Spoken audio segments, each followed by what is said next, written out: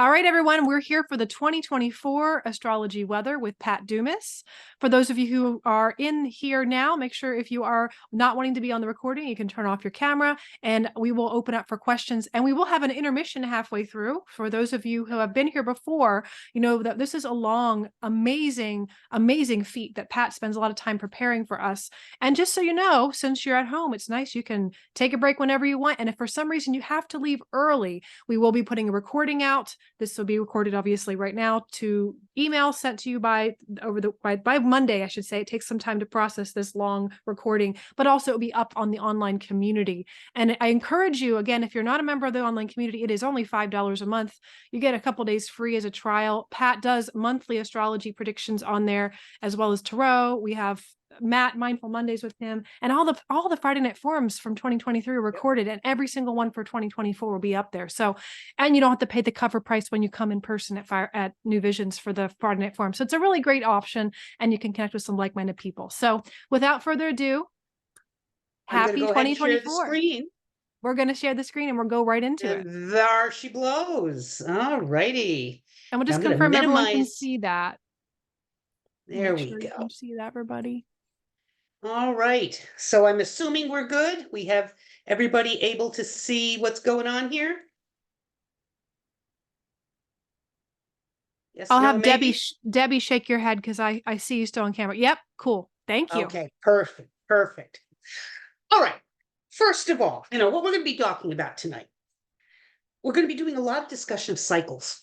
Cycles are going to be a big factor of how we approach looking at what is coming up in the year ahead for us. And I'm going to be talking actually a lot about how history, if not actually is repeating itself, is at least echoing itself. But before we get any more further on that, I want everybody to just take a moment, close your eyes for a second, draw a nice, deep, few cleansing breaths. In and out. You need to down-regulate your nervous system a little bit.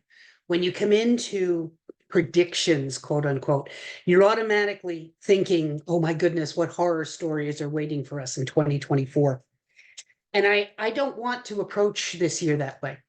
So here is the secret for 2024. This is the key takeaway phrase that I want you to write on every calendar, every page in a journal you have, your diary, whatever. You decide. That's right. You decide. You decide how to respond to stress, change, and adjustments. You're going to be the one to decide how to respond to the joys and abundance that are going to be coming your way over the course of the year, because there's going to be times when there will be. You're going to decide whether or not you're going to be part of the solution or continuing to wait for the next guy to do it for you. You're going to decide whether or not to take part in helping the direction of the country and ultimately the world through your actions or not. You're going to decide, how do you hold light in the best possible ways you can in your little corner of the universe or not. Gone are the days of sitting huddled in fear and wanting somebody else to fix it for you. We are the somebody else. We are. We're in this human experience together, this experiment called human existence. And the more emphasis we put on what separates us, the more alone we're going to be. And that's not going to be helpful for anyone. So astrologically, you do need to know we are in the midst of some major endings, shiftings, changes, upheavals. But this isn't the first time in history that human beings have faced these things. Not at all. So it's something to think about. In my spiritual tradition, we believe that each and every one of us is here for a reason. That somehow each of our energy was needed at this time, or you wouldn't be here. Okay? If you would.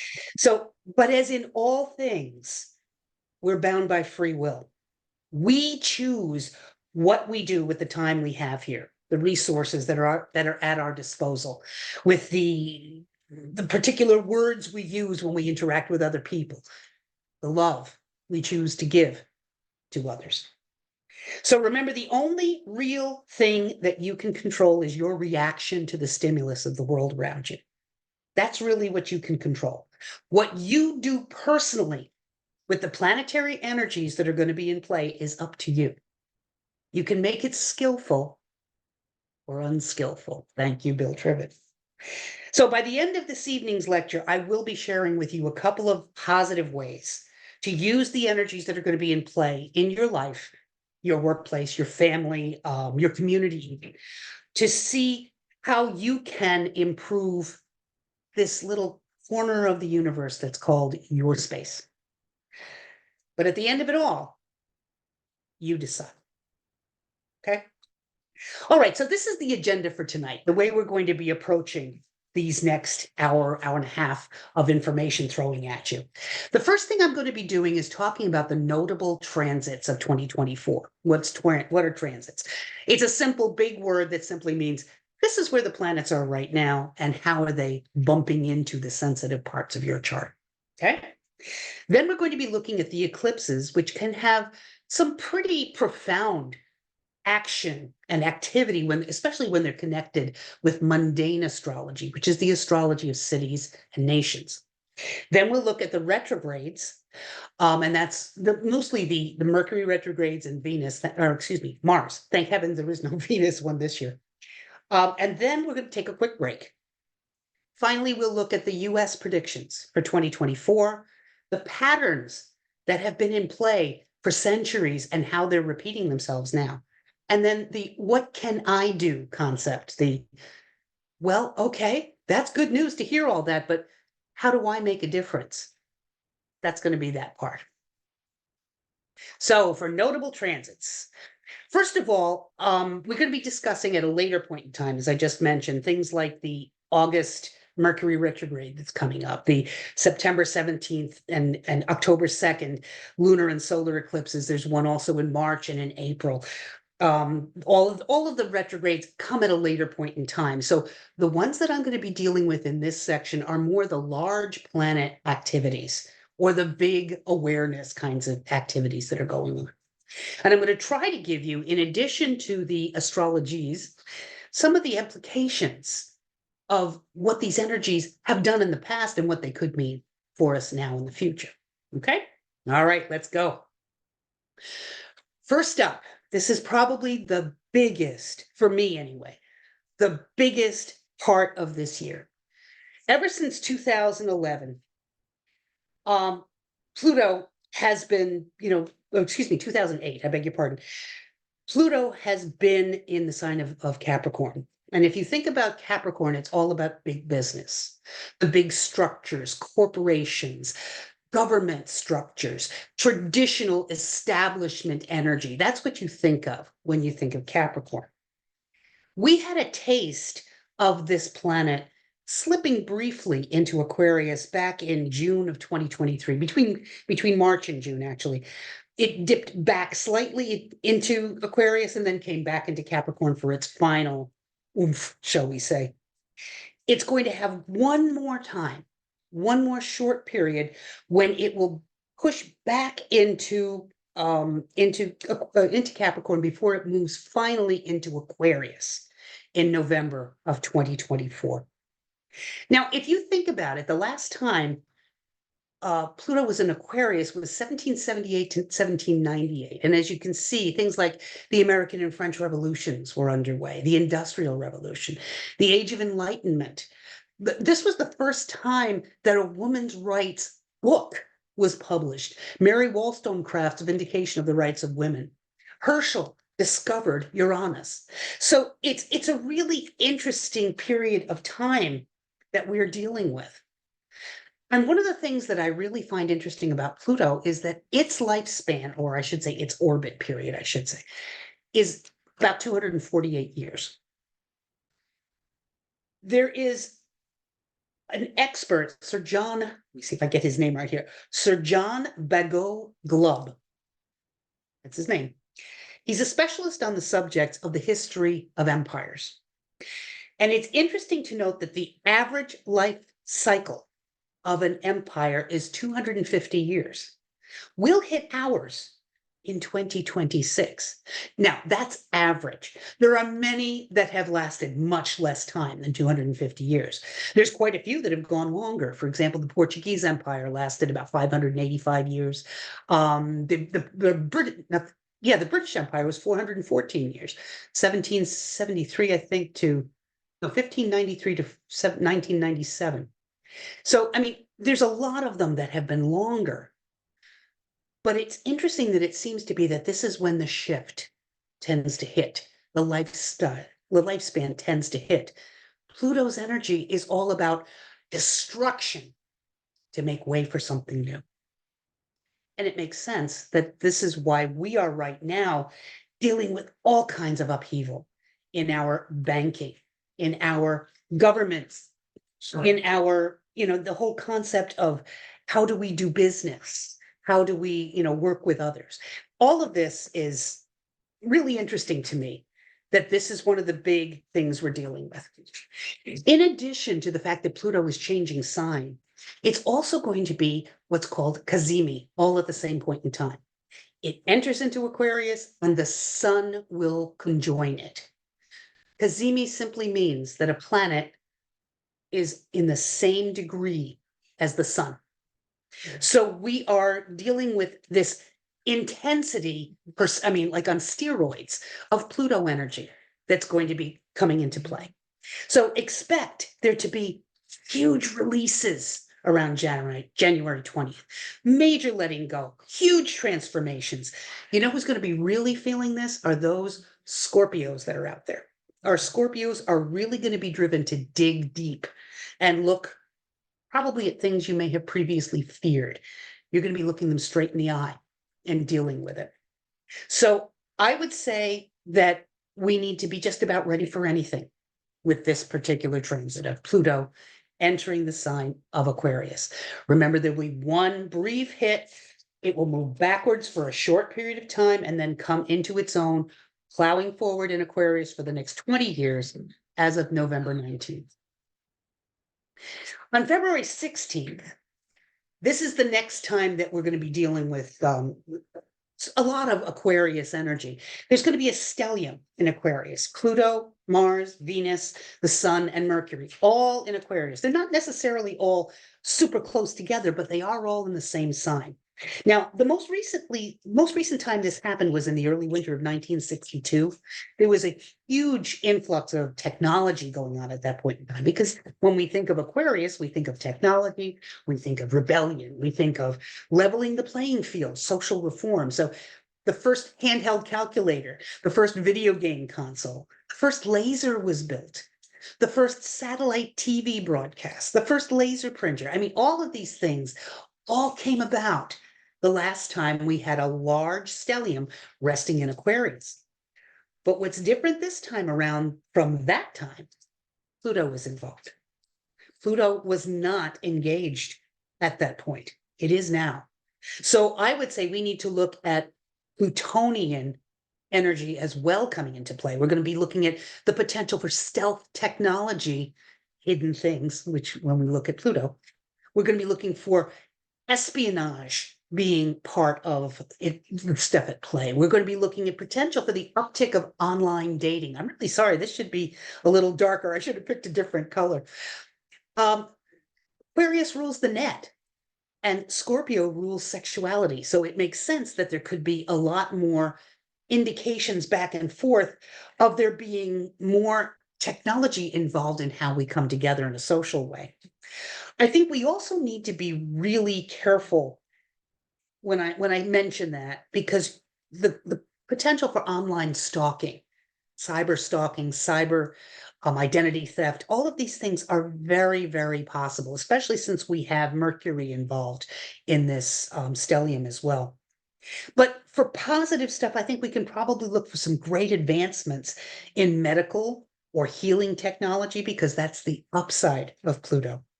Healing and amazing breakthroughs, all kinds of explorations and reorganizations of the meaning of power, because that's what we explore when we bring Pluto into play. This can be individually, it could be politically, it could be nationally, it could be just you figuring out what it is that motivates you, drives you, and to whom do you give your power away or not. So I would say look at February 16th as being the potential for quite a freeing moment for you. The next couple that are coming up are that we have a couple of eclipses, a lunar eclipse in Libra, a solar eclipse in Aries that we'll be talking about in just a minute. But then the next, we're looking at April 20th. This is a big one. Well, I mean, a biggie. It's one of the biggies for this year. Jupiter is making a conjunction to the planet Uranus. They're in the same degree of Taurus on this particular date. And when we think Jupiter, we think growth. When we think Uranus, we think freedom. So it's think growth of individual freedom. Okay? Philosophy, ideals, sudden change, lightning bolt energy, all of these things are the bywords, the key phrases that are going to come into play when you're thinking about this particular aspect. And generally, it's a once in a lifetime transit for it to happen in this sign. Now, let me explain that a little bit. Jupiter takes 12 years to go through the whole zodiac, about a year in each sign, 11.8 months to go, through each sign. So every 12 years, it goes all the way around the chart. Uranus takes 84 years. So that's the average human lifespan, roughly. So for this conjunction to happen in the same sign generally will only happen once in your lifetime. The last time this happened was actually quite interestingly in May of 1941. The ideals and freedom urge were incredibly strong. In March of that year, on the heels of the Jupiter-Saturn conjunction in Taurus, FDR signed the Land Lease Act, which totally blew away any sense of neutrality anymore when it came to the war. We said, okay, we are going to support other countries in not being overrun by the Axis nations. In May, just after the Jupiter-Uranus conjunction, FDR declared that the U.S. was let me see if I want to get the words right, in an unlimited national emergency. We had not yet declared war, but he declared that we were on very high alert. This is within days of the Jupiter-Uranus conjunction. The America First Committee, sound familiar, which was led by, believe it or not, Charles Lindbergh, held its first mass rally right after this period. And it was at odds with FDR, who sort of called them like the copperheads of the Civil War period. So it was this America First versus let's embrace the world. And that sounds kind of similar to what we've been dealing with recently. Then on December 7th, the United States entered the war when there was an attack by the Republic of Japan on Pearl Harbor. And that occurred, this particular Jupiter conjunct Uranus aspect occurred exactly on the cusp of the country's 6th house of armed services. So it's not at all surprising that that got activated. Now, when it came to technology, it was not all related to, us being at odds with the rest of the world, or actually being in conjunction with much of the world, I guess is a better way to put it. But technology got a big boost as well. Grand Coulee Dam was opened and operational to be able to generate electricity. That's a perfect manifestation of Jupiter-Uranus energy. Commercial television first came into play. It was authorized by the FCC, and then NBC and CBS were very shortly born right after that. And the U.S. Army Air Force separated from the Army Air Corps, which was, again, a Uranus independence kind of movement. Now, interestingly enough, speaking of patterns, that was in 1941. The time before that was in 1858 at 29 degrees of Taurus. 29 degrees is called the anaretic degree. We'll be talking about that later on tonight. It's deeply intense, incredibly critical, strong, powerful, focused energy. And it was, again, of course, in the country's 6th house of armed services, workers, the service industry in general. And within days of that particular conjunction, Abraham Lincoln, in 1858, Abraham Lincoln accepted the Illinois Republican Party's nomination to the US Senate. He then, of course, went on to be elected to Senate and then elected to president. So it's quite interesting how he gave his House divided speech right after this particular conjunction. There's a lot of stuff that's in play right now that talks about growth of ideals and independence, the ability to be able to call our own shots. This is quite important for us right now. It will, in this 2024 conjunction, also be conjunct the sixth house cusp, as it was in 1941. Now, don't panic. This does not automatically mean we're going to war. I don't mean that. But I think we're going to find that there's going to be a lot of activity that relates to the military, that relates to workers in general, unions. There could be a lot of things going on related to unemployment and related to how people do their work in this country. So I think what we're going to see, the need for progressive change is going to become glaringly apparent under this particular influence. And this will last for about 2 months. The conjunction happens to less than a degree off the sixth house cusp again, but it doesn't have as many other planets involved in it as it did in 1941. Throwing it, like Mars is not playing a game here. So I think what we're going to be seeing is some banking and financial shifts, service industry, armed services, civil servants. They're going to maybe have technological advancements or new kinds of ways to have individuality really become a stamped trademark for these things. And I would also say there's probably going to be something new related to the Navy or to the Marines. So enthusiasm and a positive outlook is what we need to have when we embrace this particular aspect. Enjoy it. Now, how will it relate with you individually? If you can look at your chart and see exactly where 21 degrees of Taurus rests in your chart, that's the house that's going to get activated. That's where you need to be able to feel like you can have your own agenda come forward. Look at technology and play with ways that that can work for you. Let's say, example, it's in your fourth house and it's Jupiter in Taurus. It would be a wonderful time for you to get online and put together a family tree. If it's in your 11th house, it'd be great to be able to use technology to create a meetup group that involves you locally as well as people all over the country in activities or like-minded things that you enjoy, having meetings, just like this one, to be able to work with it. So the people that are really going to be feeling this the most are the ones that have strong planets like the Sun, Moon, Mercury, Venus, Mars, or the ascendant or the MC of their charts between 17 and 23 degrees of Scorpio, Leo, and Aquarius. You're going to be the ones that are going to be challenged most by this particular aspect. For the ones with 17 to 23 degrees of Capricorn, Virgo, Cancer, or Pisces, you might make huge inroads into individual change this year. It's going to be more beneficial for you as opposed to challenging, but because the aspects are just a little bit kinder for you. Okay. Next up, May 3rd, we have Neptune. Here's that other mention of anaretic degree. Neptune is at 29 degrees of Pisces. It'll slide into that spot on May 3rd. This is a biggie.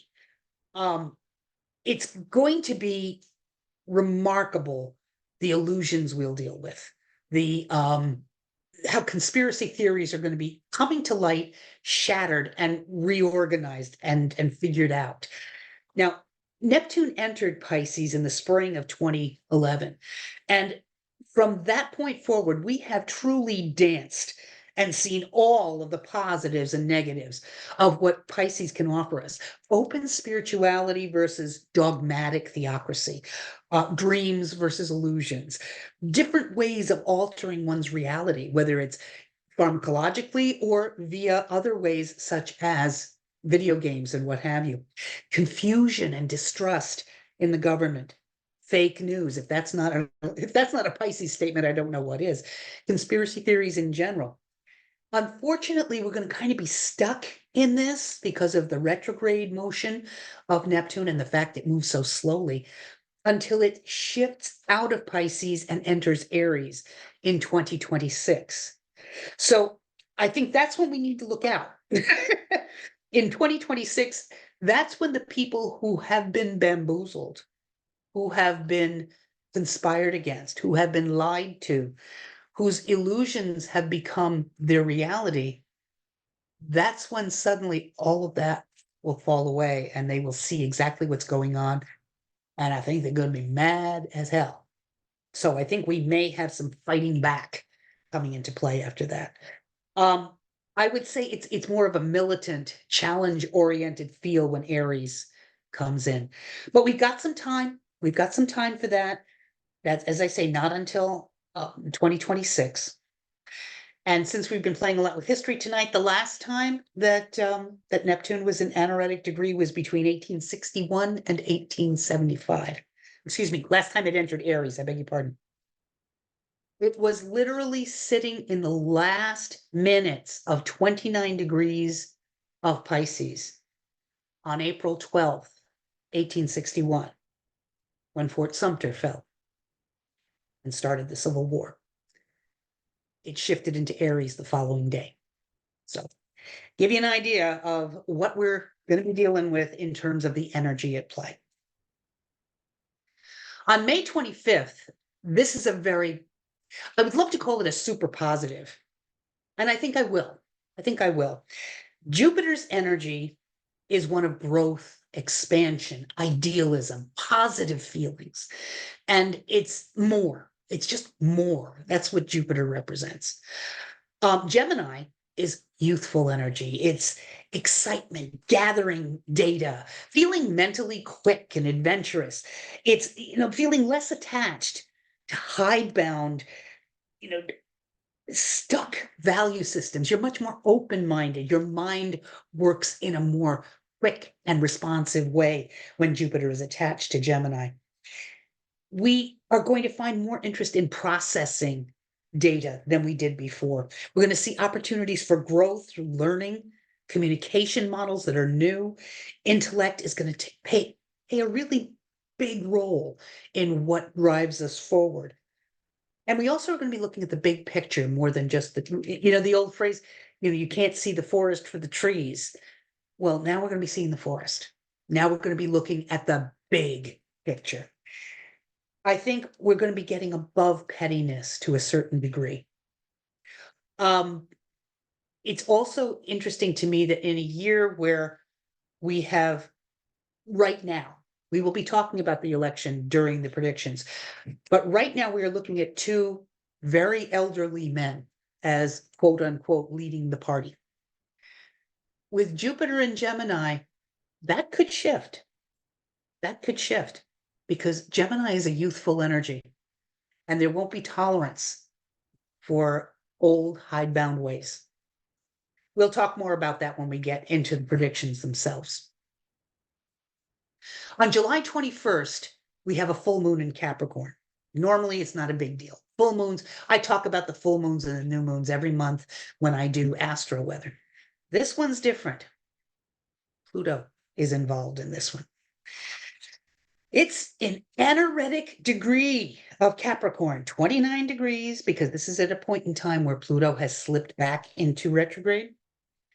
The last gasps of Capricorn combined with 0 degrees in critical degree of Aquarius, we're going to be dealing with desperate attempts to hang on to the status quo. There is nothing nature loves more than a system. Nothing.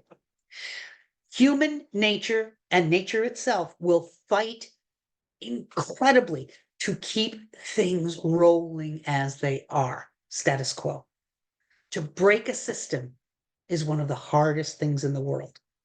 People will fight to the death to keep things the way they are.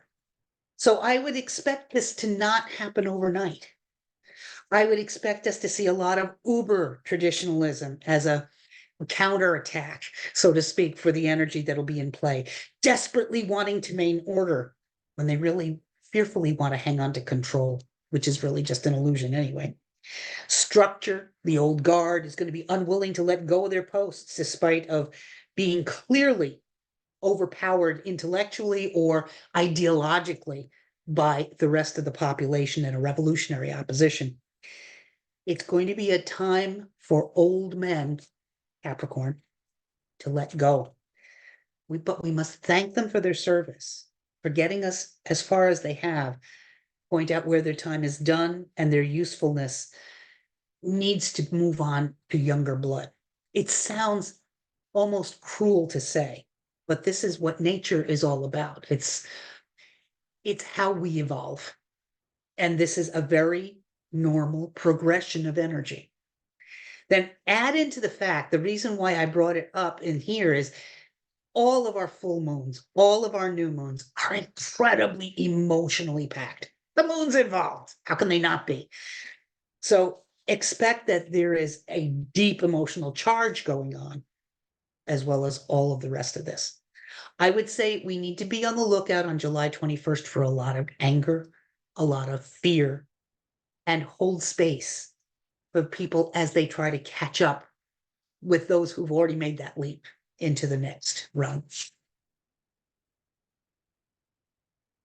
August 17th through the 23rd is a period when Jupiter, the first of two, Jupiter will be squaring Saturn. It's happening twice this year. The next time will be in December. It's exact on the 19th, but we'll feel the effects from roughly August 17th to the 23rd. And for this one, Jupiter is direct. In other words, it's moving forward in Gemini while Saturn is in retrograde. So this kind of feels like one foot strongly on the gas, Jupiter, one foot slipping occasionally off the brake pedal, but it's trying real hard to slow things down. That's Saturn in retrograde. But that push for change, that challenge is what the square is all about. Challenges between constraint and liberation, between hopes and dreams versus reality, gathering new information versus old worn out theories and ideas, growth versus stasis. So this is where we all must have patience with each other. We must be realistic, check our facts. It's a period of time that has a wonderful chance for growth if we allow it. And when it comes around again in December, it's like we can then solidify the new changes and the new shifts. Think of it this way. You know how you in the old days when a wagon was going down the old rutted Oregon Trail, it was so hard to use oxen to break out of those ruts. That's what we're doing. We're breaking out of the ruts. And by December, when this square comes again, hopefully we will be establishing a new trail, a new path. August 27th, September 20th, and October 5th are three grand trines. These are generally very lovely periods of time. It's when there's easy energy between the planets that are involved. Blockages are removed, roadblocks are out of the way, and there's easy flow. Think of an open electrical circuit. I think that's correct. Open electrical circuit, right? It's running that. Yeah. Okay. Sorry. Had to turn to the man for that one. Sorry. August 27th involves Pluto, Uranus, and Venus. Those three in trine offers tremendous opportunity to transform and make very authentic all of your relationships. It can be a really good time to feed your own ideology, learn more. The one that's occurring on September 20th involves Pluto, Uranus, and the Sun. So it's very individual, very you-oriented, your own agenda, transformational social patterns that have an analytical, methodical feel to them. That's what's going to be the key phrase when you're dealing in September 20th's energies. And then finally, on October 5th, we have Saturn, Venus, and the Moon together. They're conjunct, and they're both trining Mars. So this brings intense, focused creative energy. Whenever you've got Mars and Venus together, creativity abounds. Saturn gives it structure. You have a matrix in which to build that energy. The moon brings all kinds of wonderful emotion charged into this. The thing that I immediately thought of because of my own spiritual tradition is this is how magic is made. Magic involves a clear idea, a deep emotional intent, and a vision to see something happen, plus the skill and the work to do the ritual to make it work. That's what this kind of energy is all about. Now, the fact that Mars and Venus are in there, not just creativity, but it can give relationships a little bit of spice too. So you might want to think about getting away for the weekend for a romantic getaway. December 24th is that last Jupiter square Saturn. Difference this time is that Jupiter is the planet that is in retrograde and Saturn is moving more directly. So what that kind of indicates is that the stability that Saturn offers will assist Jupiter, which has sometimes a bit scattered energy when it's in retrograde, especially when it's in Gemini. But what's interesting here is that we're dealing with Jupiter in Gemini opposed Mercury in Sagittarius as well. These two are going on at the same time the Jupiter square is in place. Those two planets then are in what's called mutual reception. Jupiter is very comfortable with the sign that Mercury is in, Sagittarius. Mercury is very comfortable with the sign that Jupiter is in, Gemini. They have to work together. They have to receive each other. So I would say that we have a really good opportunity for great communication strides, fabulous philosophical breakthroughs could come through at this point in time, as well as Pisces offering a creative option, Saturn and Pisces, that is, for some creative ways to work with each other. It's very promising to me. It's very hopeful to me if we would just listen to each other. And that's really the key to this particular breakthrough. Now, the last time Saturn was in Pisces, because that takes about 28 and a half, 29 years. Saturn was last in Pisces in May 1993 through April of 1996. Saturn talks about structures. It talks about, as I mentioned earlier, it has a flavor of Capricorn because they kind of work together. So it's big business, it's corporations, it's boundaries, it's structures. During the last time that Saturn was in Pisces, we had the collapse of the Soviet Union. And that was totally based on ideals and philosophies. We had the first Chechen War at that period of time. There was the Branch Davidian face-off. Remember David Koresh in Waco, Texas, talk about ideals and spirituality versus control and authority. There was also the Great Flood of 1993, and there was a lot of Pisces water sign activity there. Saturn wants boundaries. Pisces is its opposite. So I think we can expect that there will be difficulties in creating boundaries and structure, and instead must learn to go with the flow and to not have preconceived notions. Reality and fantasy can blur during this period of time. So it's important to have an open mind and to check your sources, make sure that you're getting the best information possible. Spirituality can become our passion, but don't allow yourself to no longer be in the world. You are part of this world. It is not necessary to divest yourself from connection to other human beings to be spiritual, even though this particular kind of stressful aspect sometimes wants you to. So there's a lot going on. There's no doubt about it. But those are the biggies for this particular year. Now, the eclipses that are coming up in 2024, we have 4 of them. There are 2 in the spring.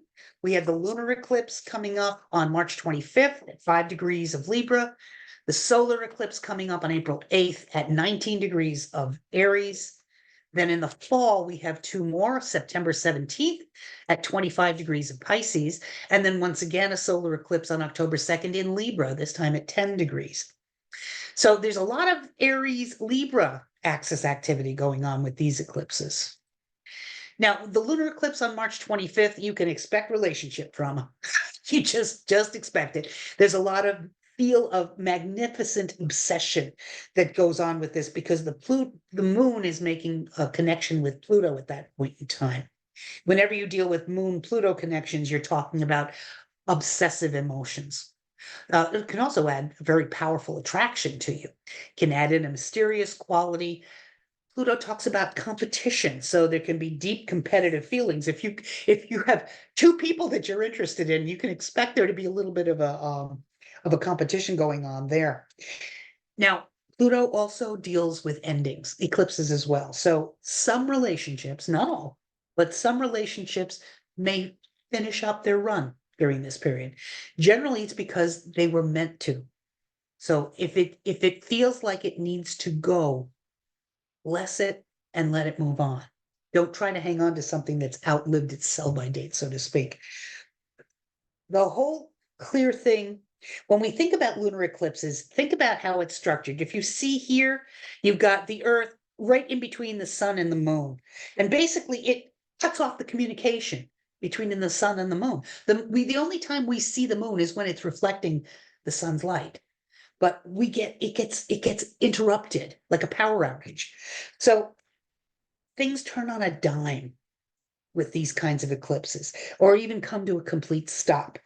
Our job is to deal with the emotions that these events call up and not try to suppress them or to shut them down. The next one on April 8th is a solar eclipse. This is when the moon actually is in between the sun and the earth. It's in Aries. This is all about your agenda. This eclipse puts matters related to personal plans, courage, independence, self-assertion right there in the front lines. It's perfect. It's really good for you to make a plan before this time comes up, like in late March, the very, very, very beginning of April. Make a plan on what you're going to launch during this time because it makes sense to utilize the energy that's in play. Perfect time for independence, perfect time to step out on your own, for your own personal plans to come forward. Healing that's related to self-mastery, things that you've been working on for yourself. These will do extremely well during this time. The whole bottom line is this is not the time to be hiding your light under a bushel basket. Burn that basket, baby, and just let her go. Now, as I pointed out, solar eclipses happen at a time when the new moon passes between the sun and the earth, as we see here. For a short time, it blocks out the light of the sun. Think of it kind of like the lights going out briefly at home, like a brownout. Either you trip over the furniture and fall and bop your head, or you wait a minute, you take a breath until your eyes get used to the different light. That's the energy of what you're going to be feeling like when you're working with this eclipse. As with all eclipses, make note of the degrees and signs that they're falling in and see where they are in your chart to see what parts of your life are going to get activated. The next eclipse is at 25 degrees of Virgo on September 17th. It's again relationship drama. It's dealing with, oh, whoops, you know what happened here? I apologize. This whole thing is wrong. So let me just talk you through it. Think harvest when you're talking about full moons. That's what a lunar eclipse is all about, culmination. Old tired structures for entertainment, spirituality, film, global credit, creativity, they all fall by the wayside. And they're finally beginning to allow new structures to come forward. This particular full moon is going to bring a little bit more oomph because it has a T-square in it. That means two planets are opposed to each other, and a third or fourth planet is squaring the two. It's like an engine, really. It's a good driving engine. In this particular case, the sun and the moon are squaring Jupiter, which couldn't be nicer. Jupiter is a blessing of a planet. This calls for powerful healing, compassion, balancing reality and dreams. And in a nutshell, it's growth beyond your wildest dreams. It's a fabulous chance to make real all the hopes that you've been trying to work on in the previous months. One thing I will say, whenever we're squaring Jupiter, there's always, because Jupiter is that planet of more, there is a risk of overindulging, overdoing, overbooking yourself, overextending yourself, overcommitting to things, and becoming exhausted. So I would just keep your eye out to make sure that that is not something that happens for you. Interestingly, in this particular chart, this particular eclipse is happening in the U.S. ninth house. So I would expect some activity going on, especially with Jupiter involved, related to the courts.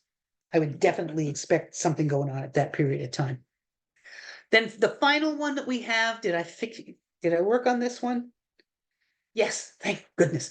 Sorry about that mistake. I apologize. This one is on October 2nd. The moon is at 10 degrees of Libra.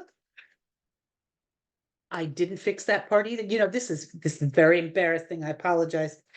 Basically, communication is highlighted to a great degree during this particular eclipse. There's a spiritual power surge pushing forward to achieve your goals, particularly because both Mercury and Mars are involved in this particular eclipse. Mercury for communication, Mars for drive and energy and creative activities. Mars is in Cancer. It wants to actively nurture and support all relationships. Mercury in Libra wants to keep our discussions civil and harmonious. So this is a really good time to work on diplomacy. It's perfect for being able to negotiate and bring parties together. So if you have two, not warring, let's say, parties that have different opinions, this might be a really good time to bring them together and try to negotiate some kind of a truce or some kind of a I can't think of the word, but you bring an accord, bringing an accord together. It's the reason being it's the perfect time to see the strengths of both sides so that everybody can win. The grand trine that's in place here as well during this solar eclipse is between Mars, Saturn, and Venus. Great creative opportunities. There's a lot going on astrologically in this particular eclipse. The planets are making a lot of different connections, but they seem to be quite strong and quite positive if we allow them to happen. This is happening, not surprisingly, in the 10th house of the US chart. So this is all about the election. That's the energy that's in place because the 10th house talks about the leader. So there. Apologize for that. What I will do is I will fix those particular slides and I'll make them available so that they can go into the handout that will be available by the end of the weekend. So you can see what those two should have been saying. My apologies again. Now for retrogrades, what is a retrograde? A retrograde is an optical illusion, is essentially what it is.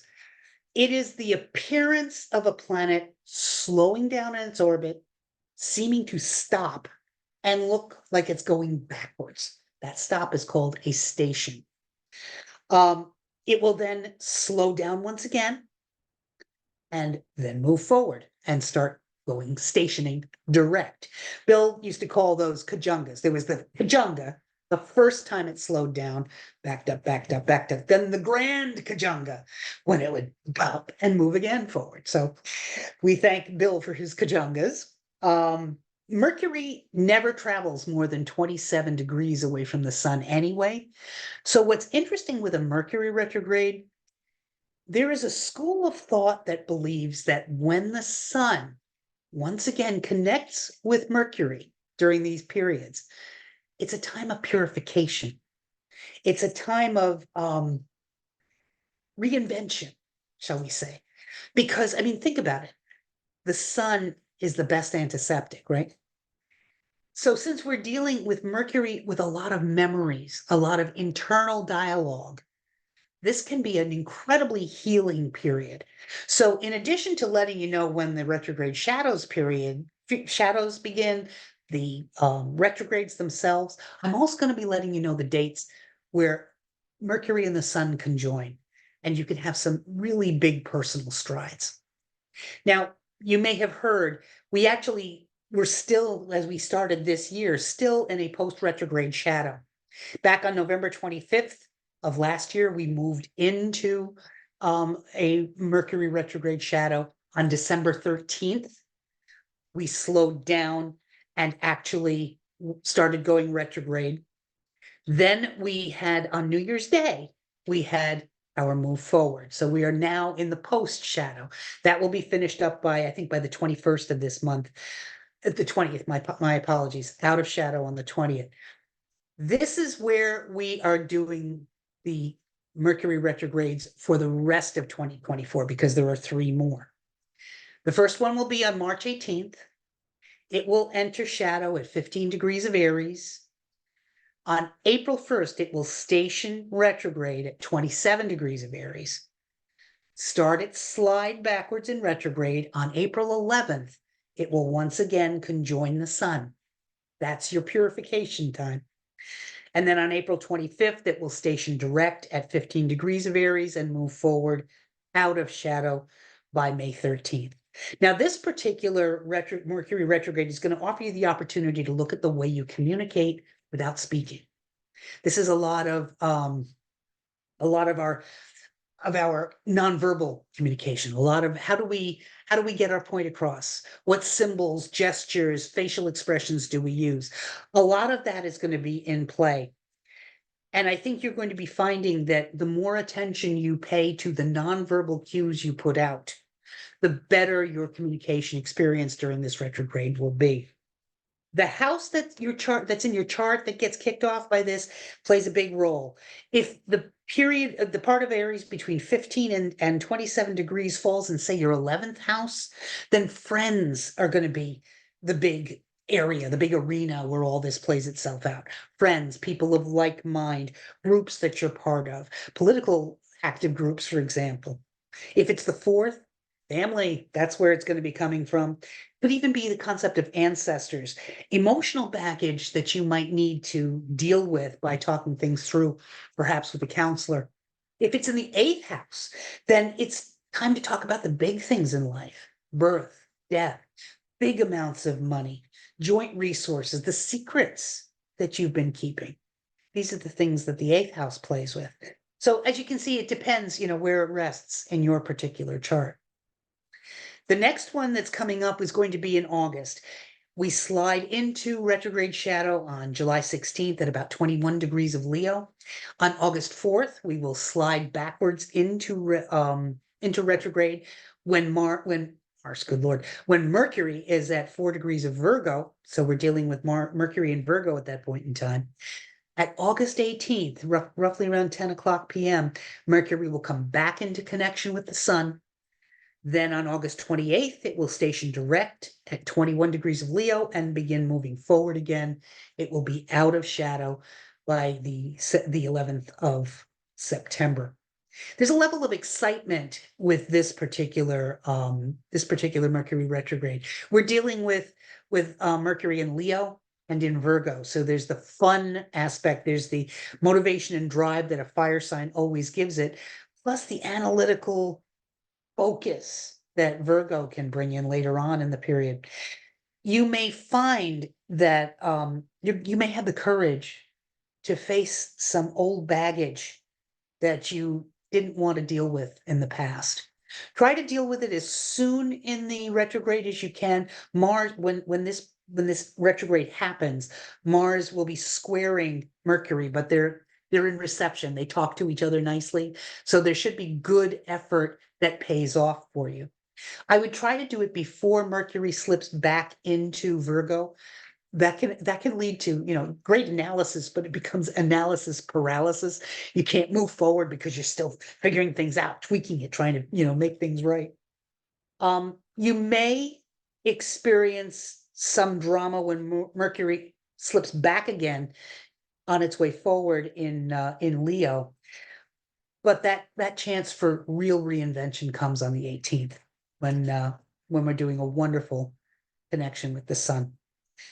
I would suggest, because of the connection with Pluto that's going on with this particular retrograde, there can be some really dark and intense thoughts that go on. I would caution folks to be ready to reach out if you need to. Don't try to shoulder some of these on your own. Pluto wants us to look into the dark spaces, to go where no man dares to go. This is going to be especially strong August 12th through the 14th. And then again, after we're even out of the shadow period, there will be that Pluto connection again on September 24th and 25th. So it can be a really good time positively for doing research, for digging out the reasons why something is going on. It can be a wonderful opportunity for that. But it can also be a tough time for people who are going through some difficult, dark, and intense emotional and mental periods. The final Mercury retrograde will occur in November. On November 7th, we enter shadow at 6 degrees of Sagittarius. We move station retrograde as of the 25th of November at about 22 degrees of Sagittarius. This whole retrograde period is in Sagittarius. It doesn't shift between signs, so it's all fire. It will reconnect with the sun on December 5th. Then it will station and move direct as of December 15th at 6 degrees of Sag.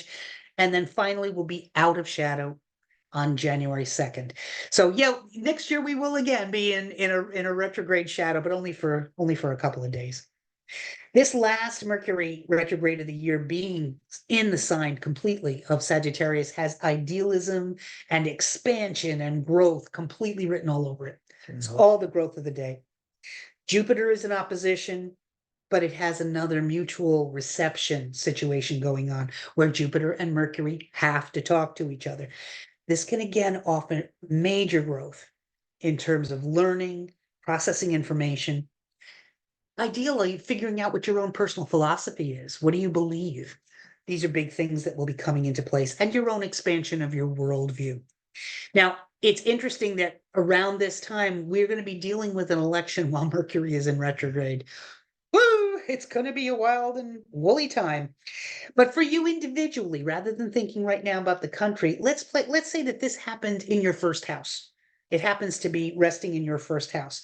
Your personal growth could blow you away if you let it. Let go of old, outdated beliefs that don't serve you any longer. Look at the world around you in a new way. Don't remain hidebound to old social mores and ideals. Let new concepts of inclusion be your guide rather than building walls to separate you from other people. Let's say it's in the sixth house in people's charts, not mundane country charts. This is, where are you of service? What's your health situation? What's the daily routines? So this can be a really wonderful time, if you have any health conditions, to do some powerful research and find out new ways of dealing with a situation that may be able to make your dealing with your particular condition easier to handle. So there's all kinds of things going on. There's also, sixth house also rules pets. Might be a great time to think about looking at a pet. Looking at them, don't do it till after the shadow. Don't actually get the pet right away. Election day is November 5th. Thank you. But the energy's still going Yeah, on. no, yeah. Blessedly, we are not dealing with a Venus retrograde during this particular year. However, we will be having a Mars retrograde. Life moves slowly during Mars retrograde, and that it can be so frustrating because Mars is all about moving forward, motivation and drive, getting up, getting out, getting it done. When Mars is in retrograde, it ain't happening. It just is not happening. On October 4th, Mars will move into its shadow at 17 degrees of Cancer. On December 6th, it will station in Leo and actually go retrograde. It will remain there until February 23rd of 2025, when it stations direct once again, and it won't leave shadow until May 2nd.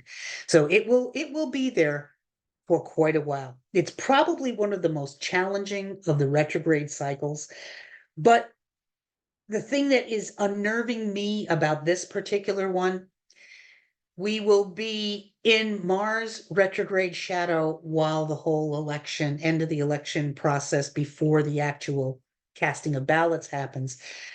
And Mars retrograde in Leo tends to be very theatrical, very dramatic, very temperamental.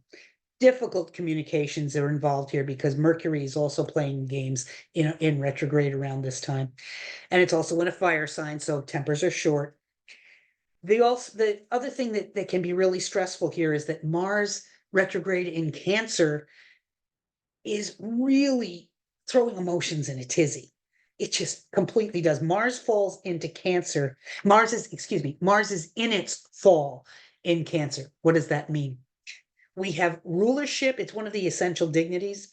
Rulership is when a planet is in a sign that it feels comfortable in. Exalted, a planet is not as strong as rulership, but it's not bad. It will still function well. If it's in its fall or in, oh my God, I've lost the word. There's another one in there, forgive me, but there's two that are not as comfortable. It requires help. It requires leaning on others to make things work. This is not a comfortable place for Mars to be in when it's moving forward, much less when it's moving in a retrograde motion. Patience is going to be required. These are the big dates to watch out for. December 12th is going to be some very difficult energy. Major confrontations are possible. January 2nd, now remember, that's when we move out of retrograde shadow for Mercury as well. This particular date, arguments involving trust, betrayal, jealousy, that's the Pluto component that's at play. On January 23rd, expect there to be miscommunications. Listen before reacting to people. January 25th, we start to move out of the discomfort into a more positive application of this energy. Passion, desires are more accented at this point in time. So we can start having relationships maybe get repaired a little bit more at this point. On February 9th, this is the perfect time to use Mars slow down energy to perfect a project that needs intense, focused energy, because Saturn gets involved here. Saturn and Mars together, that's in its worst, it's total frustration. At its best, focused, hard work. This is the energy you need when you need to clean out your garage. This is the energy when you want to run a marathon. Focused, physical energy.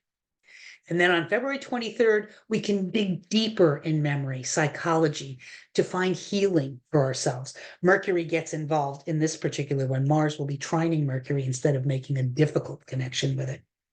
So overall, I would say that folks with Leo, Virgo, Pisces, and Aquarius in their charts are the ones that are going to find this Mars retrograde to be the toughest. The ones that are the most intense, let me put it that way. The most challenging, the ones where, you're going to literally be sitting there knocking your head against a wall. That's my poor Aries, my Libras, my Cancer and Capricorn folks, because it'll be difficulties in relationships, difficulties with physical exhaustion, overextending yourselves. You must exercise self-care, my lovely Aries and Libra, Capricorn and Cancer folk. Make a note to yourselves, do not overbook. Give yourselves time to soak in a tub and just be. The ones that are going to find this the least stressful and probably the most beneficial are the Sagittarius, Gemini, Aquarius, and Pisces folk, because it's going to offer you lots of chances to reassess daily activities, fine-tune things, tweak, and establish some good financial foundations as well. So when it comes to the bigger planets, the Uranus, the Jupiter, Uranus, Saturn, I'm not going to go into that here. Let's just quickly say that when Jupiter does its retrograde, it does it for about 4 months, maybe 4 months or so. Every 9 months it happens. It helps us find blocks that have been keeping us from growing, keeping us from having the expansion, exploration of life that we want. It's always universe's way of making you stop for a moment and slow down and take a look at what's going on. Saturn is more restrictive than usual in a retrograde, but it can also expose some wonderful karmic issues that you've been trying to deal with and get those resolved. It happens for about 4 to 4.5 months every year. And it's really, Saturn is retrograde about 38% of the time. So this is nothing unusual.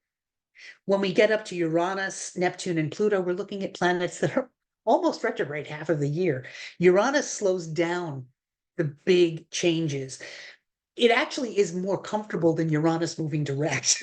It's because it can help with stability. It can help with calming down impatience and increasing your acceptance of change. It happens only once a year, and usually it's only for about 5 months. When Neptune is in retrograde, it can make things much more difficult to grasp and understand. It can be very difficult for people who don't rely on their intuition, because that's when it's its strongest, when Neptune is in retrograde. And Neptune is retrograde once a year for between 5 to 6 months. Pluto, Pluto transits, no matter what they are, forward running, backward running, I don't care. They're a challenge. But it does provide you the opportunity when Pluto is in retrograde to adapt to the massive transformations that often are going on in our lives. It happens roughly once a year for about 6 months. It only shifts about 3 degrees because the planet takes so long to move. Whenever we have any kind of a Pluto transit, it takes a long time. Pluto making a transit to the sun or to any of the other internal planets can take as many as 2 years, 5 separate hits for it to make change, which is why it tends to make massive change. It doesn't mean that Pluto's more important. It means that its changes sometimes are bigger, if that makes sense. You will be on the handout that will be made available at the end of the weekend. You'll have all kinds of information about the dates for all of these particular planets. Now, I would like to suggest, and I'm going to stop the share, Kara, because I think everybody might need a bit of a break. What do you think? All right, Kara, saying again. There we go. All right, so now we're going to begin the meat section here. I really want to stress again, I don't believe it's of value to anybody to spend an hour and a half spreading gloom and doom about what could potentially be horrible coming up.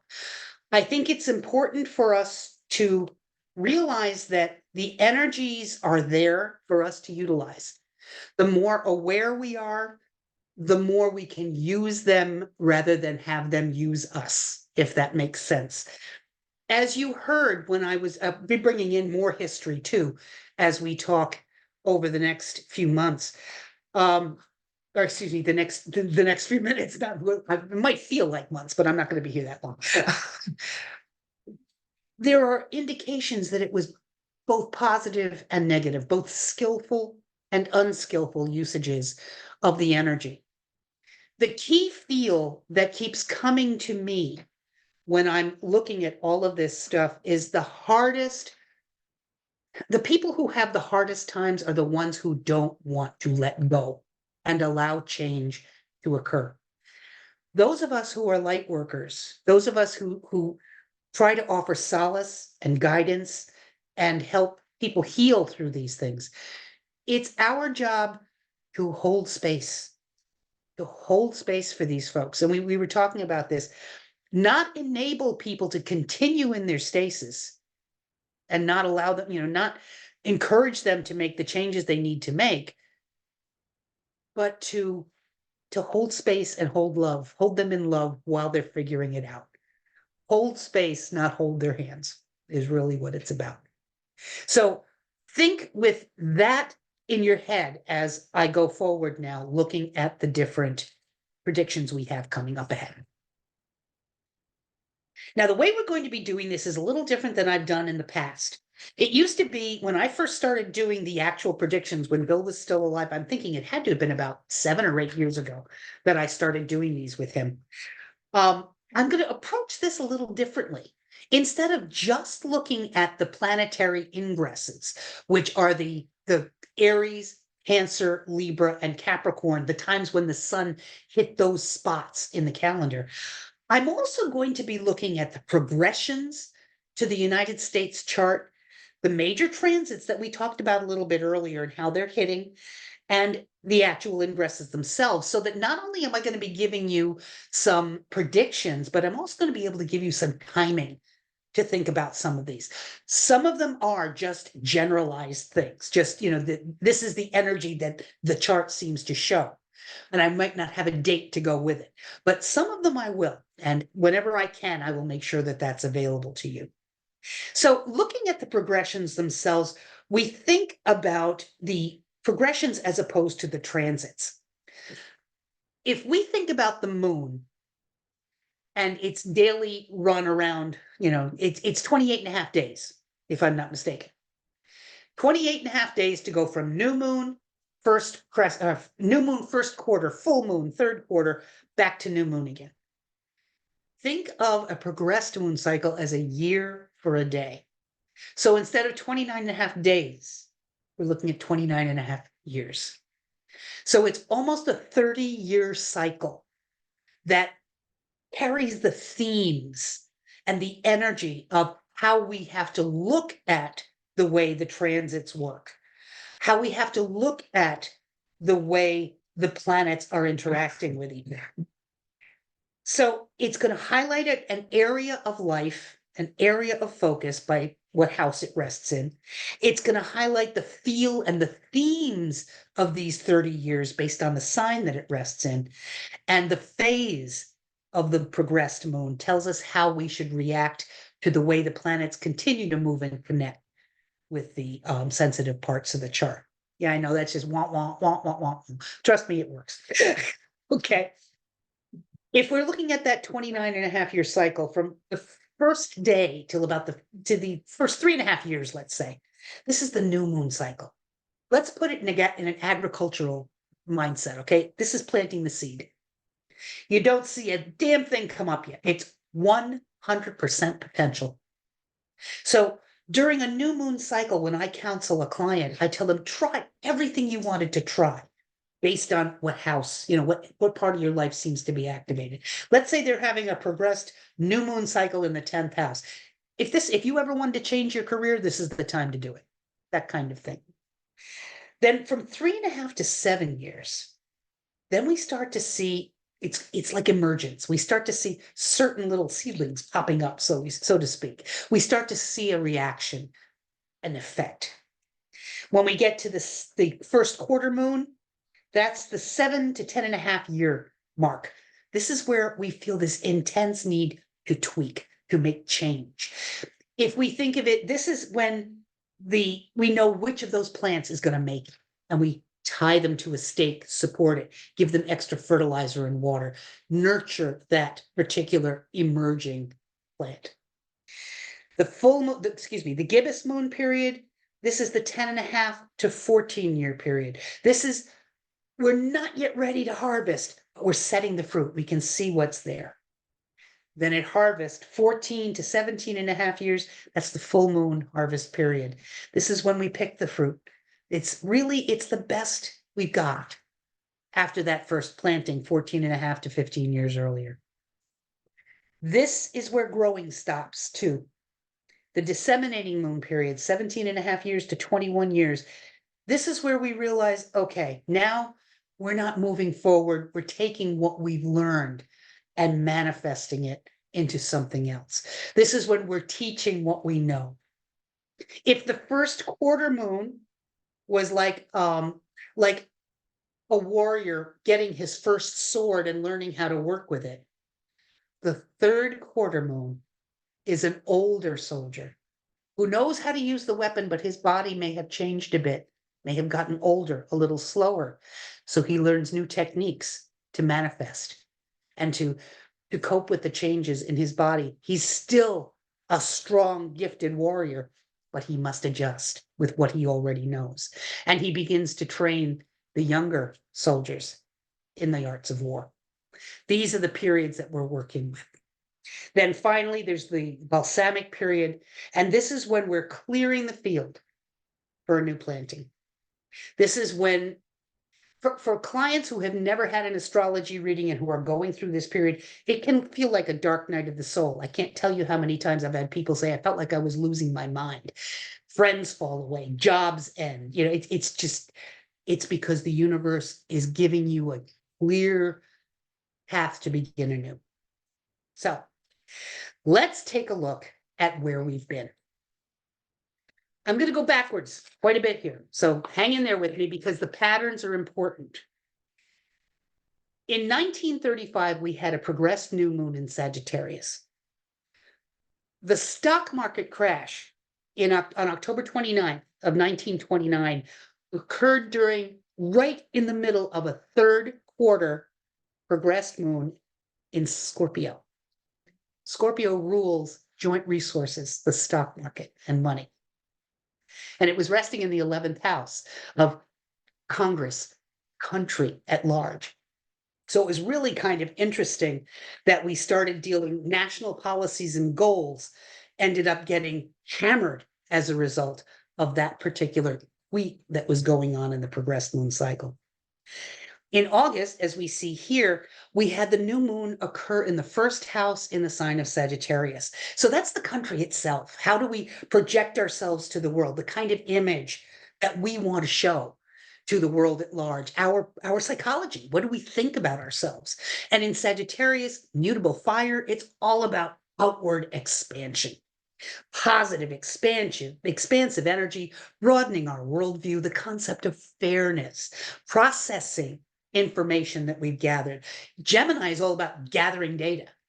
Processing is Sagittarius's job, and applying what we've learned. So some of the things that went into play during this period, during the new moon between 1935 and about 1937, 38, Social Security Act was signed into existence. The Federal Writers Project gave support to publishing, Sagittarius Rules Publishing. Labor unions came together to form the CIO, promoting unionism in the United States. The American Institute of Public Opinion, which is really one of the forerunners of the Gallup polls, came into play. Jesse Owens, an African American, won 4 gold medals at the 1936 Olympics. Talk about idealism being turned on its head. Totally, by winning those 4 medals, upended Hitler's concept of an Aryan supremacy. Judicial Procedures Reform Bill 1937 came out at that point. That was when FDR wanted to try to expand the Supreme Court. Echoes? The first African American was appointed to the federal bench. It was the Hindenburg disaster, exploration, travel. And that's also Sagittarius. Amelia Earhart disappeared during her transatlantic, or her attempt to circumnavigate the world. Excuse me. Oh, got a lot of allergies. And Walt Disney's Snow White and the Seven Dwarfs, the first feature-length animated feature, was released. Publishing also includes film. So it's really kind of interesting how we started projecting to the world a new, more hopeful period that at that 1935 mark, 6 years into the Depression. Now, the Depression did last until 1941, but we were beginning to find ways, if not to get over it, to work with it, is maybe a better way to put it. Now, the full moon period for this particular was in 1949 to 1950. The culmination, the best you can hope for period for that full new moon. NATO was created during that period. But it was also the beginning of McCarthyism and the Red Scare. Can't tell you how many writers, producers, entertainers were being labeled, or some of them labeled themselves, but were also labeled as communists. Now, think about what we were talking about, the great exploration, reaching for the moon, right? During the balsamic phase of this progressed moon cycle, on November 22nd, 1963, John F. Kennedy was assassinated. That led to the 1964 presidential elections, which completely blew away the Republican Party. 44 states and the District of Columbia, which was the first time that that DC was able to vote, Lyndon Johnson carried 61.1% of the vote, and liberal democratic policies were carried across the country. That led us to the next one. In March of 1965, we had the progressed new moon in Capricorn. Now, what do we remember about Capricorn? Capricorn talks about big business, corporations, corporate and government structures, authority figures, right? The elderly. We're dealing with issues that are concerning fear and control. And this one, instead of being in the first house, was in the country's second house. Our values, self-esteem, finances, banking, the national debt that we owe to other nations, the Federal Reserve, the stock market, okay? So these are the big themes that we're going to be dealing with through this 29.5-year period. And what does that mean? Values shifting and changing completely, totally reorganizing the structure of values and the financial structure of the United States, how we spend and earn our money. The 1966 midterms the ones that followed that blowout of 1964. This was when the Southern Dixiecrats, thank you, Corby, for reminding me of that term, the Southern Conservative Democrats broke away from the party and formed a new branch of the Republican Party, the conservative Southern branch of the Republicans. They made an ultra-conservative wing after those elections, and then also Ronald Reagan was elected governor of California that year, setting the stage for him to be able to step up down the pike, shall we say, to presidency in 1980, I think it was, if memory serves me. The Voting Rights Act of 1965 came into play during this, and it brought out a surge of African-American votes.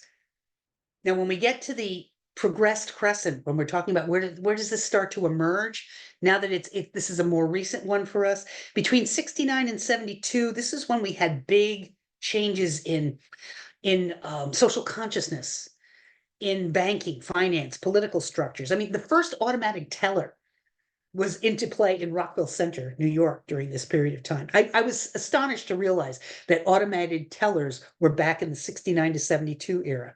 We had anti-war demonstrations. There were demonstrations in California to create the People's Park and the precursor to Woodstock. There was the landing on the moon. Talk about expansion. Walmart was first incorporated in that period of time, 69 to 72. Talk about a different way to spend your money. Sesame Street first aired on PBS. The Kent State killing of 4 students, causing nationwide outrage in May of 72 occurred here. And Crosby, Stills, Nash and Young's song, Ohio, still resonates for me on that one. And there was an upsurgence in discussion of women's rights, which led to the quarter moon, 1973, Roe versus Wade was made at that point into law. But we also had Watergate. Nixon won re-election, but that election had the lowest turnout since 1948. So it really started to, we started to realize something's got to change. Talking about different ways of trying to control, HBO came into existence. It was the first paid television service. Now, PBS was sort of I don't want to call it pay to play. It was a subscription if you could, but it was available to anybody. This was the first time that broadcast television was not just free for everybody to access. Homosexuality was removed from the American Psychiatric Association's lists of mental disorders at this time. Spiro Agnew resigned as vice president because of a tax evasion, pled guilty for that. So there's finances going on. Jimmy Carter, the people's president, so to speak, was elected president in 76 after Nixon resigned in 73, 4. There was also the ending of capital punishment in Georgia after a landmark case that went on there. Bill Gates founded Microsoft. I mean, there's so many indicators of the Capricorn progressed full moon playing its part. I mean, I could play with a lot of these. I'm just going to cherry pick some of these.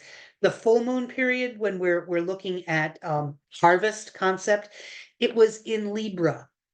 The full moon was in Libra. So that to me highlights negotiation and diplomacy. And that was when the Egyptian-Israeli peace treaty was signed, although Sadat was later assassinated in 1981. There was the rioting in San Francisco that followed the verdict of when Harvey Milk and the mayor, very, very progressive mayor, George Moscone of California, San Francisco, that was the first time the Twinkie defense had been used, where the guy said he was high on sugar, and that was what threw him into a murderous rage, and he walked in and shot Harvey Milk, supervisor, and the mayor of San Francisco. Well, that led to Dianne Feinstein being appointed mayor, and that was a major breakthrough for a full moon period. At the same time, though, we had during this period 63 Iranian hostages, and they weren't released until Inauguration Day when Ronald Reagan took over the presidency. Martin Luther King Day was established during this period, And there was the establishment of the moral majority by Jerry Falwell, leading up to the new Christian right. During the balsamic moon phase of this particular progressed moon, we had Mayor Marion Barry of DC, much loved, hit with a drug trafficking deal from an FBI sting. We had the Iran-Contra affair. The first McDonald's opened in Moscow. The Mapplethorpe exhibition survived the Citizens for Community Values saying that this art was disgusting. And the UN and the Soviet Union agreed to destroy their stockpile of chemical weapons. The final thing that really tipped the scales for me when it comes to the concept of Capricorn, this was the first early 90s recession. That was what was going on for that period. So what does that bring us to? September 94. In September of 1994, we had the progressed new moon in Aquarius. So now we're moving into technology, into communication, social change, leveling the playing field, the idea of rebellion. It's resting in the third house of transit, traffic, domestic travel, communications. But the one that cracked me up when I really looked at it, the country's borders. All the way through this period is when we start to look at how porous both the southern and the northern borders are in the United States. The phrase, please don't, I don't mean this any disrespect, but the by phrase was God, guns, and gays. The concept of gun control laws coming into play, the moral majority, which was in play until 1983, and the don't ask, don't tell thing going on in the military. This was all going on. But don't forget, we're dealing with technology and communications. This is when radio came out. Rush Limbaugh. We had Newt Gingrich's contract with America. He swore, if we can just get us back into control, we will make sure that all of the actions that we want to happen for conservative Americans will take place. That actually was major fueling for the 1996 midterm elections. There was an assassination attempt on Bill Clinton. Francisco Duran fired at least 29 shots at the White House, bringing up gun control issues and discussions. The Whitewater scandal started with Bill and Hillary Clinton at that point, or it came into existence. For the first time since 1953 to 1955, the January 1995 104th Congress had a president of Democratic Party in the House, or in the White House, but both houses were led by the GOP because of the big surge. Government shutdown actually led to a lot of legislation getting done in 1996. There was a government shutdown. But the difference was that they wanted to work across the aisles afterwards. This was when the real connection between the GOP and the Democrats working together started to happen. I think that was a lot of what President Biden was leaning on when he was talking about his work to bring people together. It was a different time. It was a different progressed moon. The push for America to make change from within was coming from a very different place than it is right now. The harvest for 2008 would have been Barack Obama winning the Democratic nomination and the election for president. This was truly an Aquarian moment when you think about it. There was also the stock market plunge and the real estate market crash in 2008. Cryptocurrency had its beginning there. Talk about a totally new and technological way to bring finances across the borders, right? We had at the third quarter moon, the tweaking part, the struggling against the energy kind of thing where people are fighting for stasis.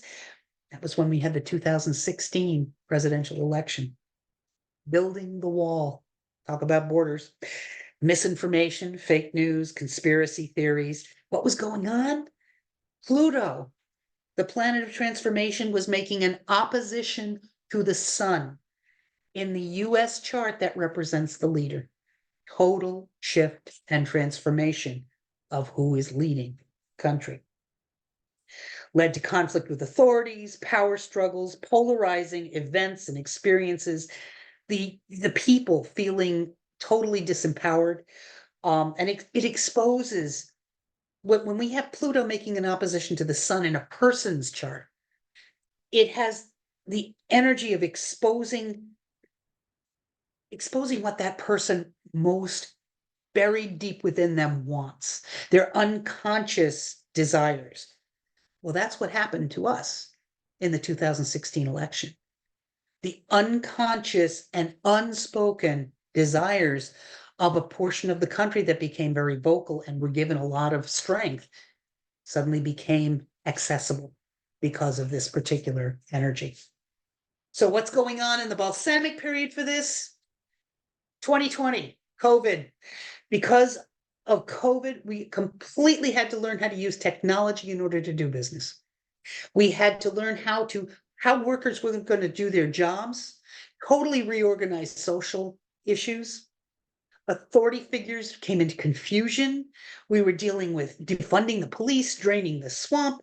Black Lives Matter resurged after the Breonna Taylor and George Floyd murders. And then what was interesting to me, the Me Too movement started much earlier than even I realized, but it came into real bas relief when Harvey Weinstein was found guilty in 2021 during the balsamic period before, coming up to now. The other one that intrigued me was that Bill Cosby's 2018 conviction was overturned in 2021. He was released. So, I mean, we also have, as the absolute culmination of this particular period, Joseph R. Biden winning the 2020, thank you, brain fart, the 2020 presidential election, followed on its heels by the January 6th insurrection at the Capitol.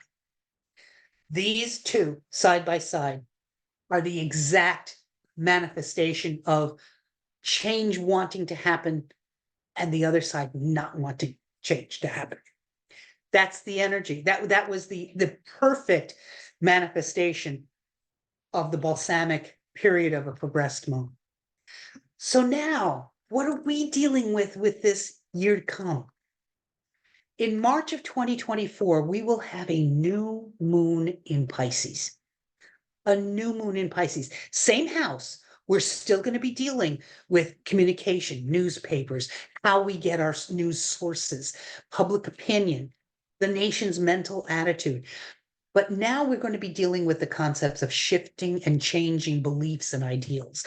The idea of spirituality and religion sort of joining forces with each other instead of being against each other. The arts and creativity, the natural world. Climate change is going to really come into play here during the Pisces progressed moon years. Healing, alternative medicine. This is exciting stuff. Removing boundaries, because Pisces don't like no boundaries. And also we're going to be dealing with all of the different ways illusion and dreaminess and addictions can wreak havoc for us. These are the themes that we're going to be dealing with during these next 30 years. There's going to be final connections between Neptune and Pluto. They will be sextiling. Neptune sextiling Pluto in a natal chart, in a person's chart, gives somebody a pioneering spirit, making them unafraid to challenge the accepted ways of thinking. What a wonderful energy that would be to infuse into this country right now, to infuse into the heartland of America, the willingness to deconstruct what no longer works and to build something fresh and new that gives positives to everybody. It's the idea that you can remove political, religious, cultural, gender biases and reconstruct them into a more advanced, unadulterated state that allows access through inspiration and a level playing field. I mean, I really love it. But I will say that the eclipse on October 2nd in the 10th house doesn't bode well for the government. Now, let me clarify this. Remember, we're dealing with a razor thin majority in the Senate. We are dealing with really the only government area in clear power being the house. So it's possible that that may be where the shifts will come. Okay, I've given you the history lesson. Now we're going to have what everybody wanted to have. The upcoming predictions are based on what I see in the charts, in the ingress charts, which give basic overlying themes, in the transiting planets connections to the US natal chart, quote unquote, for timing purposes where I can offer it, and in the progressions that are going on. Just remember that traditional mundane astrology paints a picture with a very broad brush. What I've done here is to try my best to make that brush a little bit finer, but mostly remember we're working with energy, and energy can find manifestation in a lot of different ways. It's kind of like when I do a past life, when I do past life evolutionary astrology with a client, I'll say, look, this is what the story could be based on the energy, because the energy of someone who dies of pneumonia or someone who has died drowning at sea is exactly the same. Drowning. That's what we're going to be looking at here. We're looking at the energies that are in play. We have a crazy busy first period with this ingress. The ingresses talk about when the sun enters the cardinal signs of Aries, Cancer, Libra, and Capricorn, the vernal and autumnal equinoxes, and the summer and winter solstices. So this first period from this past December 21st through March 20th of 2024, we're dealing with a lot of energy that's finishing up, transits that are finalizing after 1, 2, or 3 hits. We're looking at a lot of Jupiter, Saturn, and Neptune energy. We're also looking at the end of this period. Having in March, we see new transit energy kicking into gear.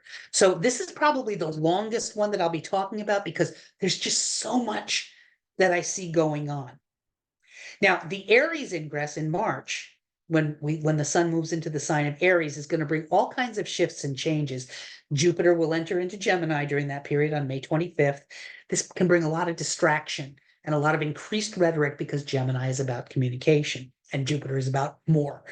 Both Jupiter and Uranus will shift into the country's 6th house. So we're dealing with workers. We're dealing with service industry. We're dealing with the armed services. We're dealing with police and fire departments, nursing, all of the service-oriented kinds of working options. There's a lot of nodal activity, the north and south nodes connected to Saturn and the sun during that period. That has this feel of shifting and changing in a destined or fated kind of manner. So there can be this feeling like it's meant to be. And the hard part is, depending on which side you're on, both of us can feel like it's meant to be. So it can be contentious. It can be a contentious kind of energy.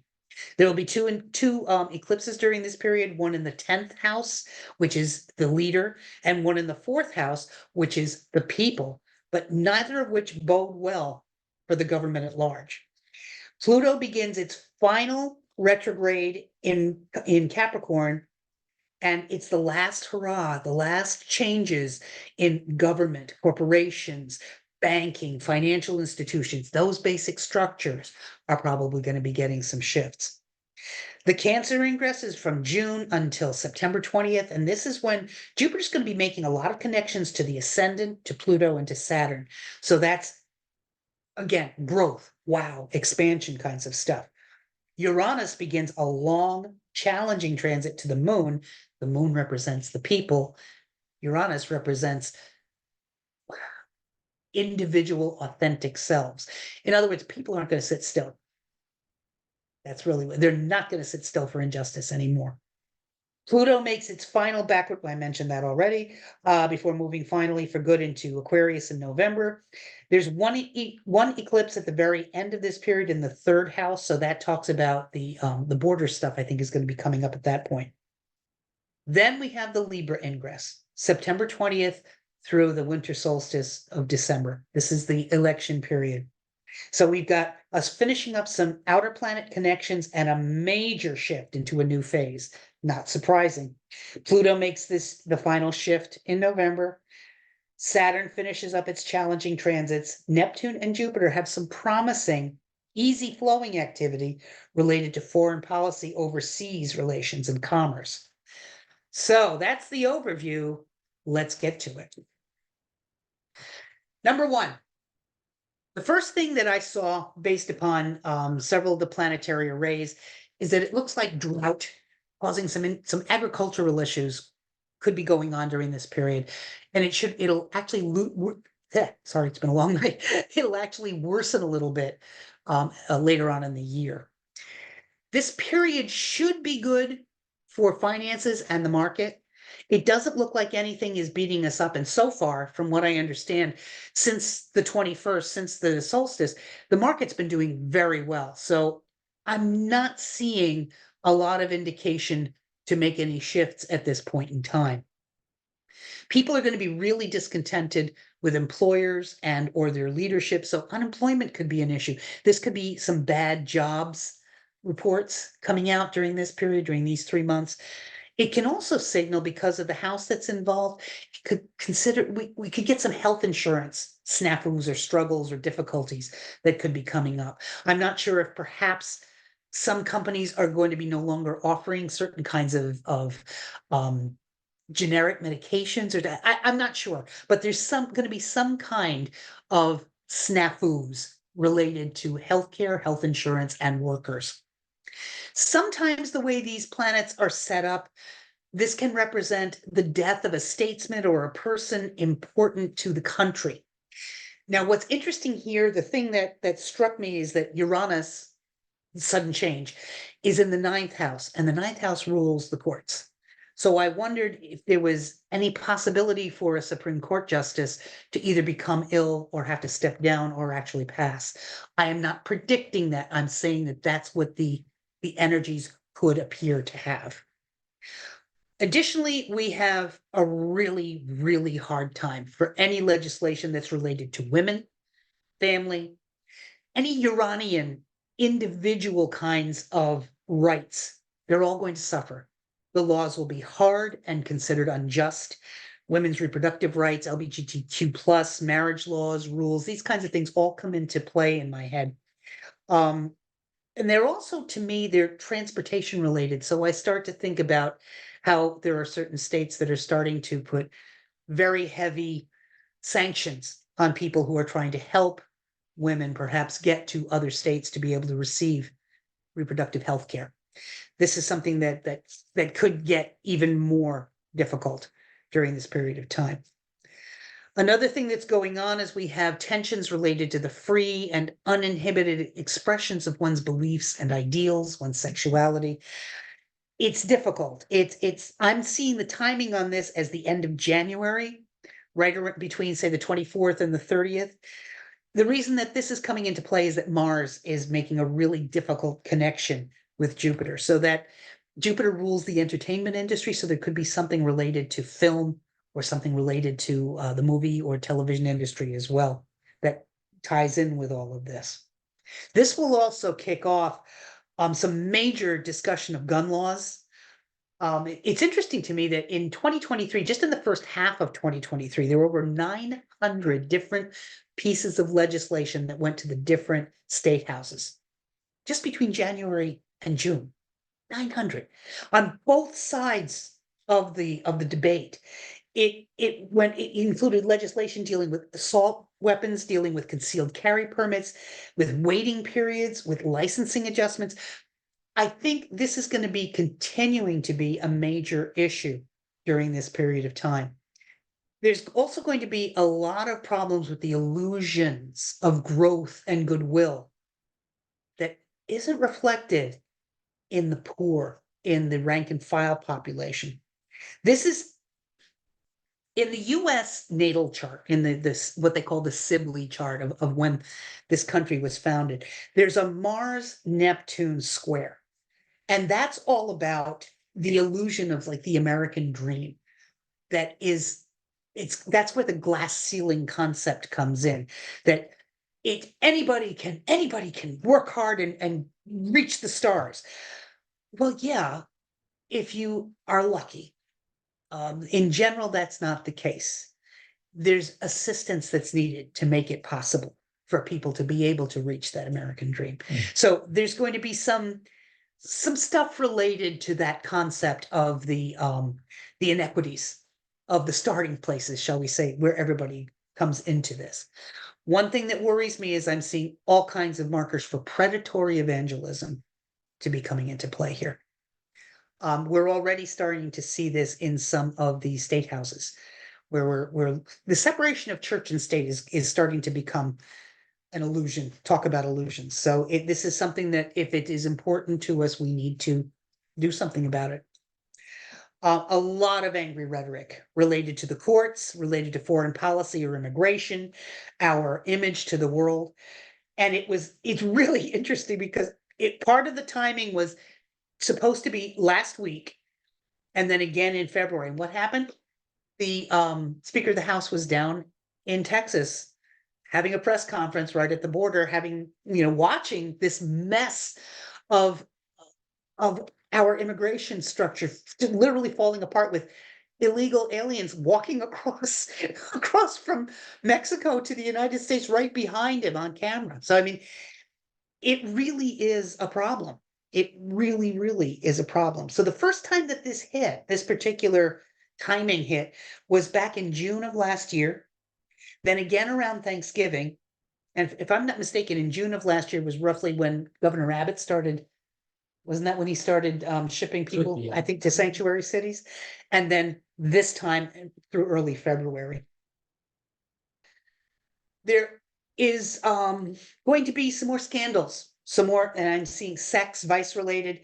And I was just typing this up and I was watching the Epstein papers being released. So there could be some more stuff coming out about that, which makes absolute sense. And this one troubles me. There could be some difficulties related to marriage laws. Popular movements or measures are defeated, which arouses a lot of contention. It worries me because I have many same-sex couples that are dear friends, and I don't want to see them having to go through some very real issues, but it's a potential possibility. And next we have, come on. I don't know. There we go. This is where I'm seeing the potential for another shift in the House speakership.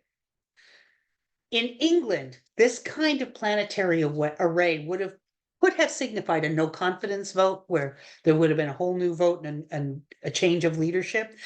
So it's making me wonder if there could be some kind of a shift in Johnson no longer remaining as Speaker of the House.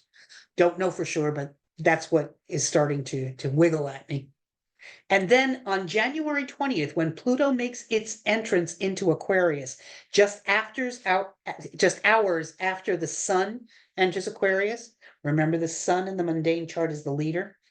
I think we're dealing it with the idea of a major turnaround, getting apart from the me first kind of attitude and far more into the idea of social responsibility. I don't know, maybe it's wishful thinking on my part, but I think there's going to be a lot of letting go. There's going to be a lot of aligning with a more socially responsible series of political beliefs. And we are going to further explore power dynamics. And that will be done on a government-wide, a country-wide level. We're going to be looking at what lies deep within our collective subconscious too in the country. Then new energies. I mentioned this is just through March, okay?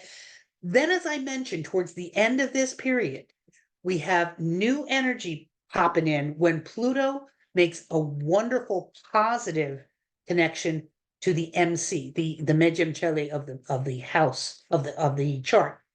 This activates the radix, speaking astrologies here.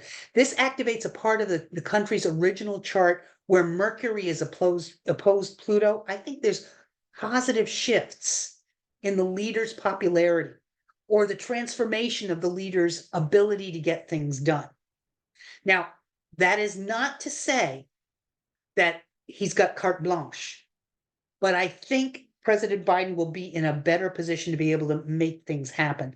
The first time this will hit is around February 23rd, then again on July 15th, and finally the last time on December 31st. But at the same time, the population's desires to get rid of old men running their lives and pushing for a younger, more relevant leadership is going to really start kicking into gear. This has something to do with the timing of Saturn connections in the chart. First time it hit was back in August of this year. The second was around September 23rd. Sorry, not this year, last year. And now this time, it's really going to hit around March 19th, right around the times of the primaries. So I think what we're going to need to be looking at here is getting ourselves ready to see some major shifts in the players that are going to be going towards the primaries. The Aries ingress. This is where March 20th, March 19th, actually this year, I beg your pardon, March 19th through June 20th. Oh, this is going to be a contentious time. There's going to be fanatical and intense interactions with the potential for bullying or even Machiavellian manipulation, power struggles. There's a lot of Pluto stuff going on with this particular ingress. We're dealing with, on April 24th, a South Node connection to Saturn, which brings up a lot of old stuff, the old guard wanting to hang on to what they've got. Then it seems to be a better period for the president, but there could be some major televised address or town hall that either gets his points across, or perhaps the public will get their point across to him. There's going to be communication, in other words, that's going to be on a very huge countrywide level that will be really impactful.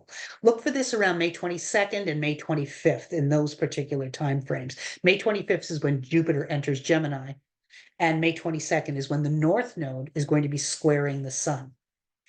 Now, the one thing that I have learned in the years I've been doing astrology, when the nodes square a planet, you cannot plan for what will happen. It's going to be totally unexpected.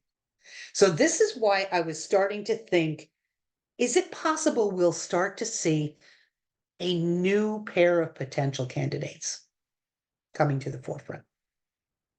Who knows? We may see some accidents in shipping, in the Navy, cruise ships, travel. We have a lot of Mercury activity going on at this time. Religious excitement, fervor, disturbances of a dramatic nature. Again, this is not surprising. We're in an election year, and we have the Christian right being very strongly involved in wanting their voices to be heard. So don't be surprised to be seeing it.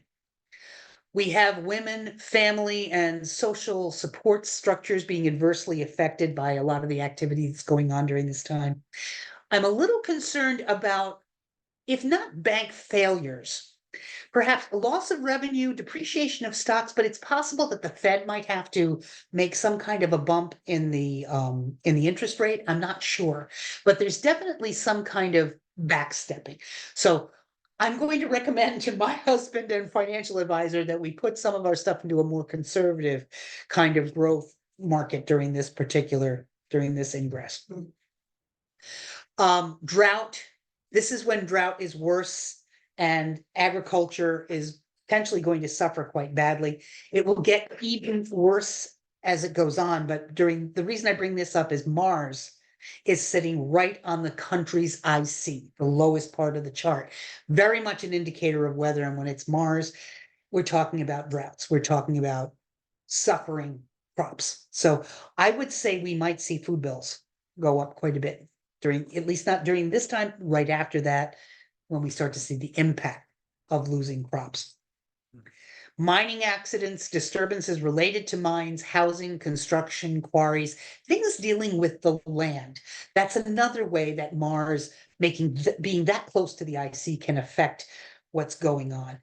What I find interesting too is that we have sort of the potential for some earthquakes coming up, and we'll be talking about that in a minute. The party in power is shaken when Mars is resting in the fourth. It's not comfortable there. The president could suffer, but more, I think, the House is going to be at issue. This is again where I'm really wondering about this leadership question, the Speaker of the House. We have a higher death rate among the common people and the aged during this period of time because of an evil connection, literally evil, that's what they call it in mundane traditional astrology, with Pluto going on. But what is wild to me, we really do have the potential for an earthquake. I pulled some cards because I couldn't tell from the way the chart is laid out. I couldn't tell where. I kept getting the sensation New England. And I did a little research and come to find out there have been two small earthquakes in the last 2 weeks, just north of Concord, New Hampshire. We are apparently sort of due. The last one was in 1755. So I would say anything's possible. I'm not saying it's going to happen, but just sort of be ready. Just as a note, earthquake in the Northeast would be terrible. Yes, it would because of the structure. It's spread for. Yep. The party in power is going to lose some ground in some way, and some failure or discredit is attached to prominent persons. This is the fourth indicator, as I was looking through this, that I wonder about the speakership again. And important legislative changes, big shifts related to infrastructure and immigration are going to be in play. Now, the Cancer ingress, June 20th through September 22nd. I'm going to go on a limb here and point out this is time when Scorpio is rising. And when the rising sign of the country is Scorpio, it tends to be very intense, emotionally charged, with a lot of hidden things coming to light during the period of the ingress. So the sun is in relatively good shape, the leader, but a lot of other stuff is going to be going on in the background. So look for the dates: June 27th, July 4th, August 13th, and September 7th in terms of being dangerous for someone in leadership. No, I'm not talking assassination attempts. It could be, but I don't know. I'm just seeing that there could be some issues going on, okay? Next, we have the death rates, again, rising related to women's health. This is not surprising, considering the situation that we are in when it comes to the legalities that are being that are surrounding women's reproductive health care. I see more issues about legislation related to travel and women. So that again brings up the concept to me about punitive measures being put into place for women trying to find health care. But it could simply be just travel in general and women in general as well. There are conflicting indications for finances. So it could be potentially a volatile period for the economy and the market.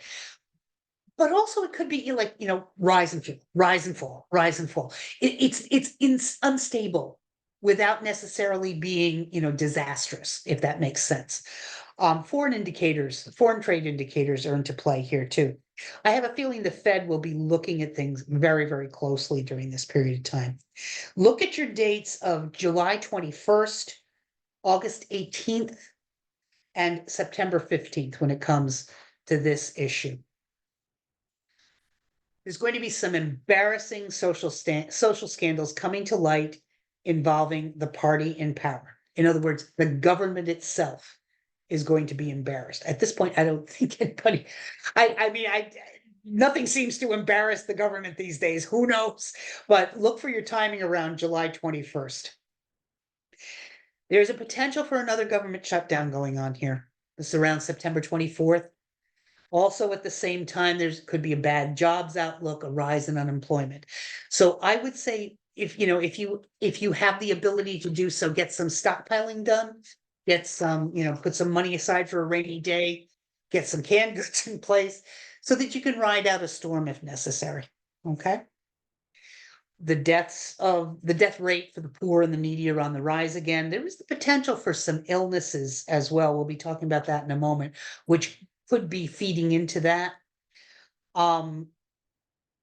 We have an upsurgence of illness involving high fevers, illnesses affecting the throat, head.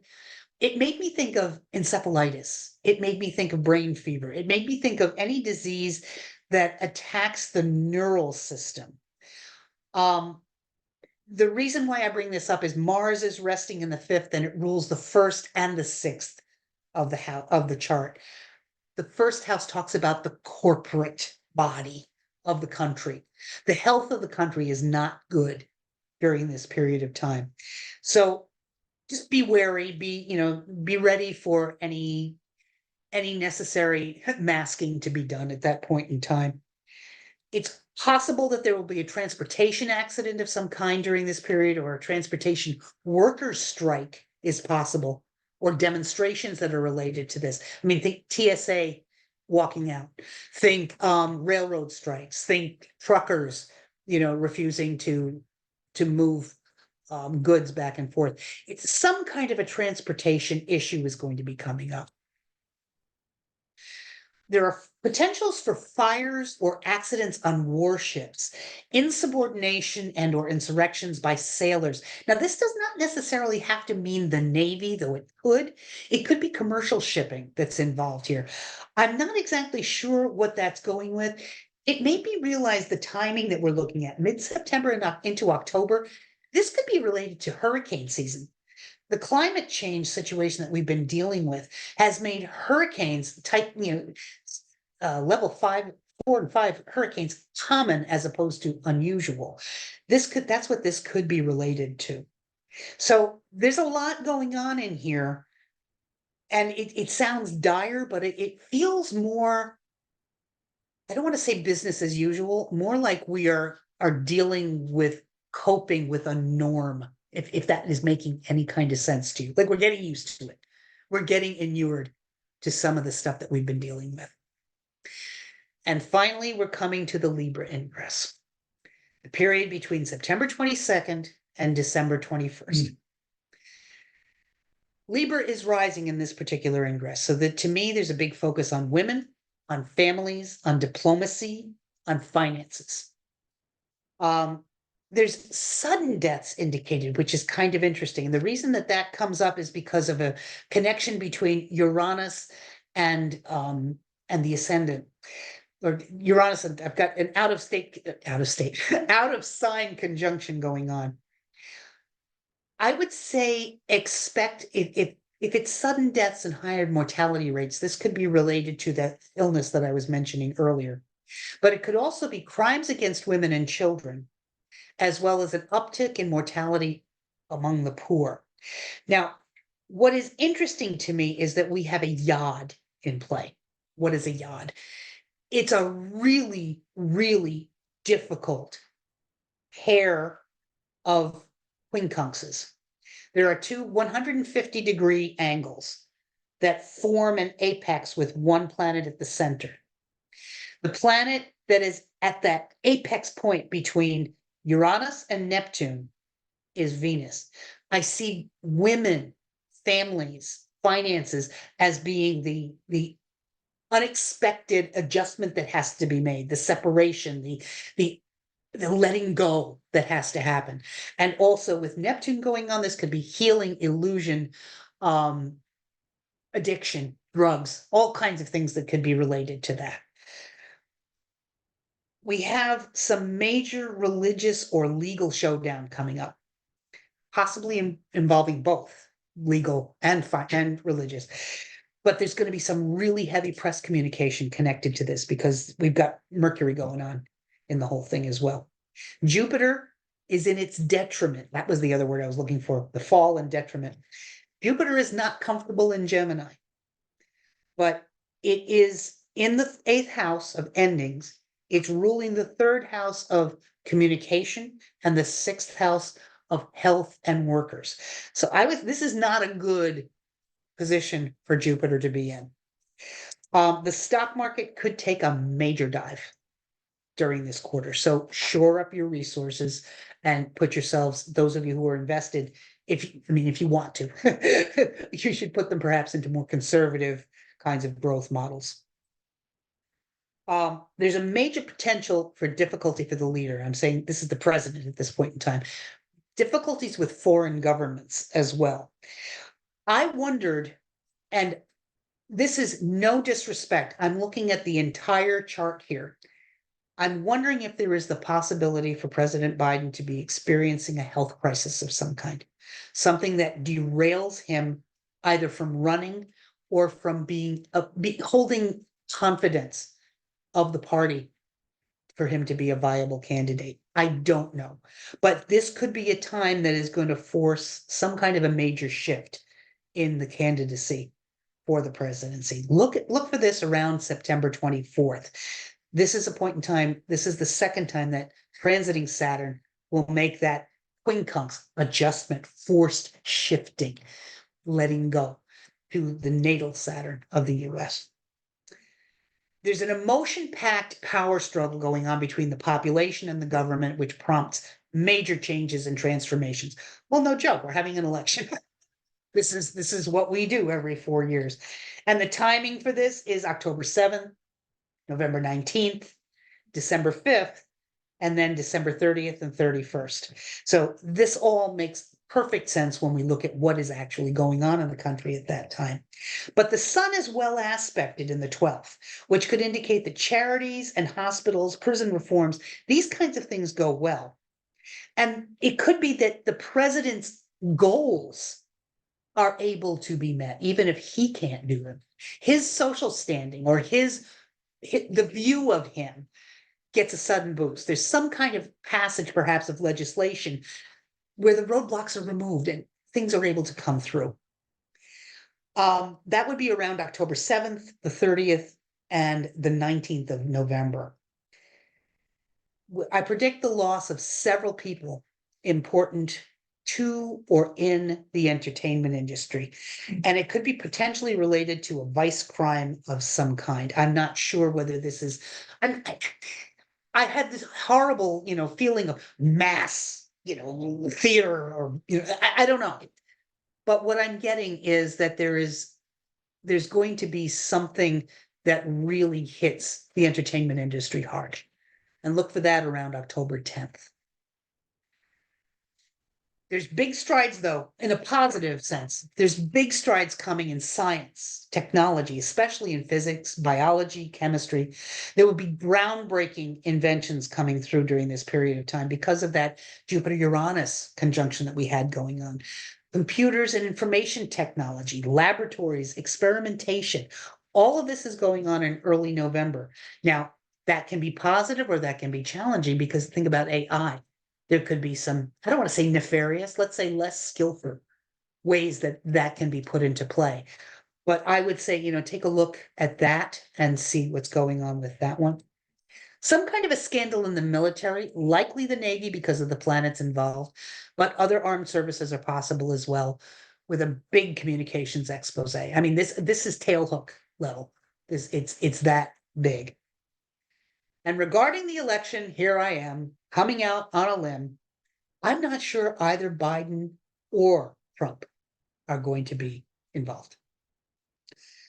I looked at the inauguration day chart and I looked at Biden's chart, Trump's chart, the country's progressions, and inauguration day. Neither of them are really visible there to me.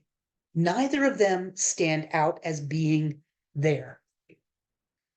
For what it's worth,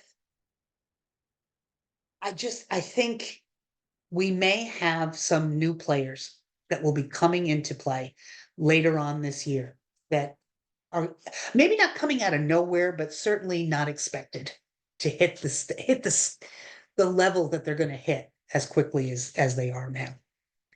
Jupiter and Gemini will be in retrograde by this point in time during the election. So just be ready for the fact that you're going to be dealing with distraction, misinformation, scattered energy, angry rhetoric. But what I will say is that it also means that there's going to be a huge shift from complacency of the people into active, angry, or forceful action of some kind. People are not going to sit still anymore for what's been going on. So, what does that leave us with? Oop, going backwards. What can I do? This is where we come to that big question. I can't tell you how many people have said to me, well, what can I do? I'm just one person.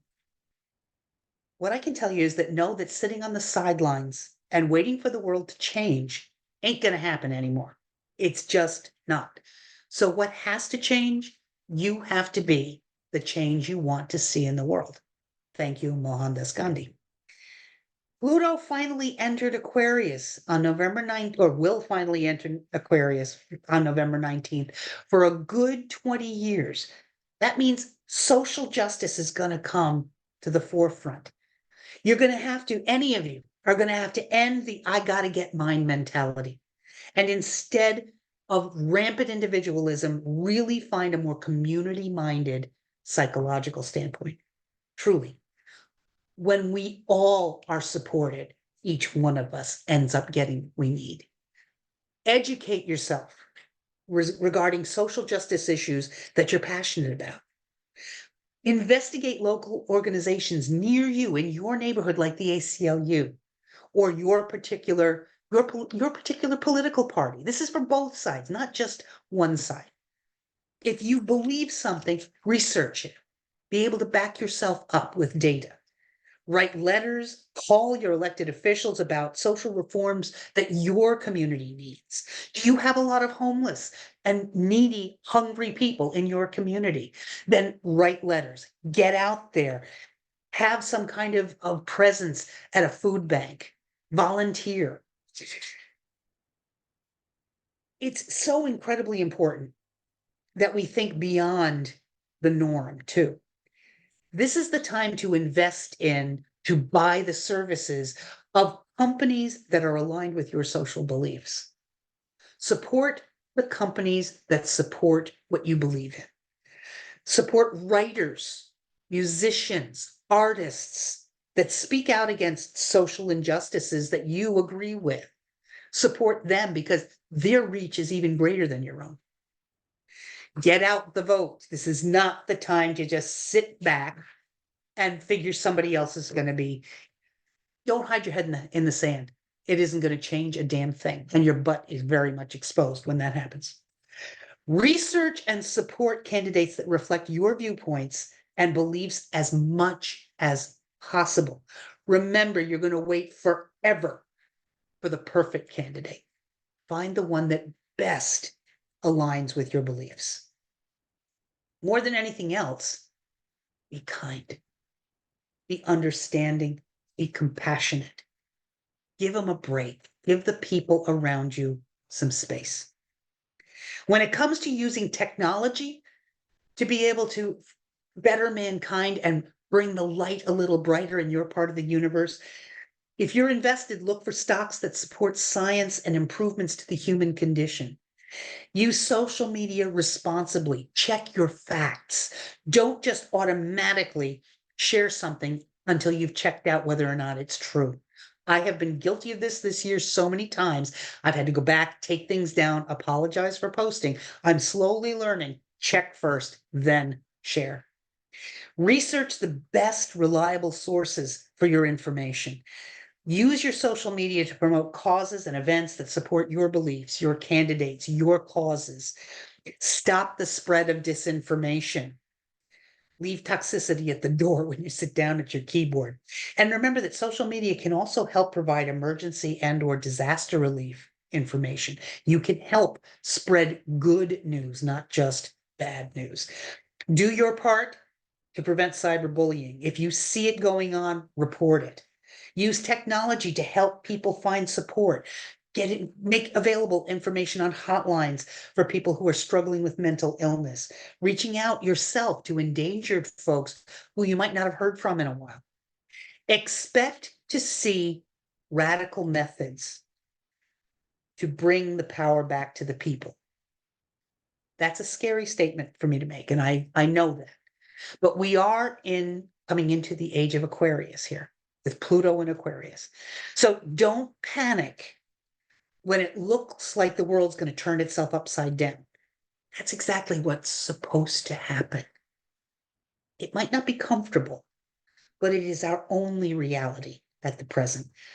Remember, not everybody died during the Revolutionary War. Not everybody died during the Great Depression or World War II. Keep your perspective, okay? It's tough. What we're going to be dealing with is not for sissies, but it is survivable. Review your values and beliefs. Have the courage to jettison what is no longer fair, what is no longer egalitarian. Just because you've been comfortable with it for 65 years doesn't make it right anymore. Know that babies that were born with Pluto and Aquarius right now, 2024 through 2044, will in some way change the world in the same way that those born from 1778 to 1798 were. Thomas Lincoln, the father of Abraham Lincoln, the true freedom fighter. Mary Somerville, a mathematician, astronomer, and chemist in mathematics. In 1798, she was born. Zebulon Pike, explorer. Francis Scott Key, the composer of the Star-Spangled Banner, using the arts to make change in the world around him. Almira Hart Lincoln Phelps was an American science educator during that period of time, at a point in time when women were barely human beings in the country. Senator Daniel Webster. Enriqueta Favez, a Swiss physician and surgeon in that period of time.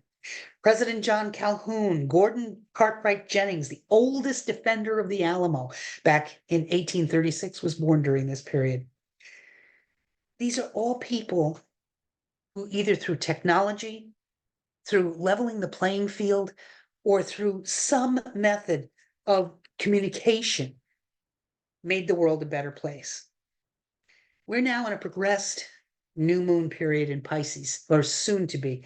So the sky is the limit on what we can do. It's all 100% potential for the next, say, 2024 through 2027.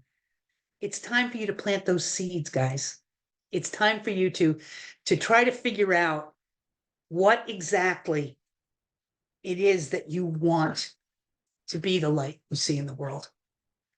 And I encourage you to not approach it with fear, but approach it with an open heart. Thank you.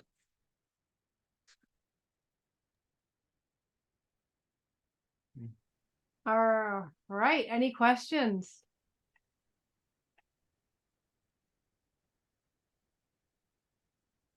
We'll give everybody a time, Yeah. digestible time. A lot of information that was thrown at you. There's a lot of things that are going on for sure. But I am so in hope of the Piscean feeling of inclusion and the lack of boundaries that can finally happen if we let it. We just have to let go of the fear. We really do. So That's what we're all about, right? That's it. Absolutely. amen.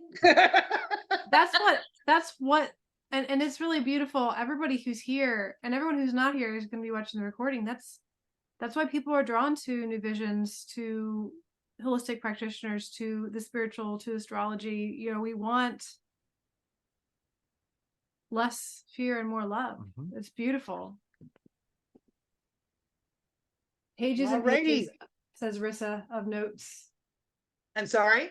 Rissa has pages and pages of notes, she says. Thank you.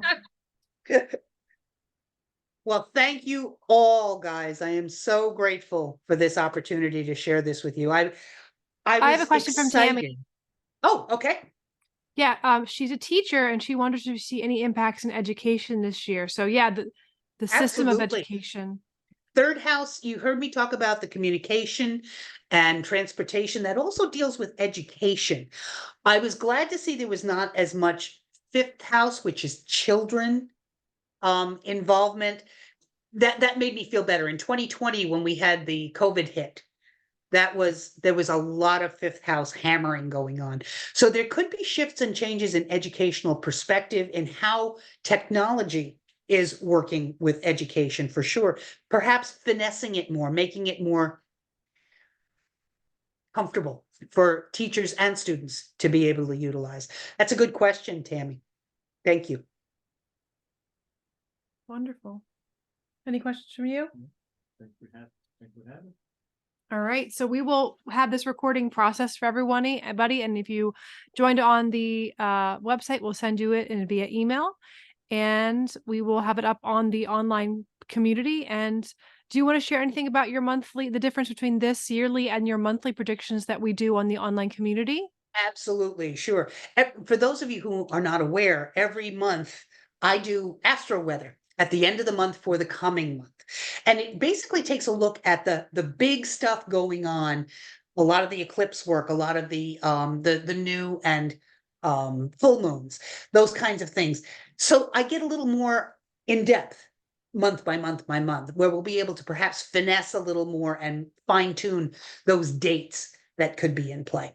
But yeah, it's think of it as this on a month by month basis. Nowhere near as long either. Yeah, it's usually 20 minutes, right? 20, 30 minutes. So 20 to 30 minutes, unless we had a really big month. I mean, Alana and I think we sat back and said, wow, that was 47 minutes. It was a big month. yeah, It was August or September. Yeah. Yeah. Well, thank you so much. I'm going to end the recording.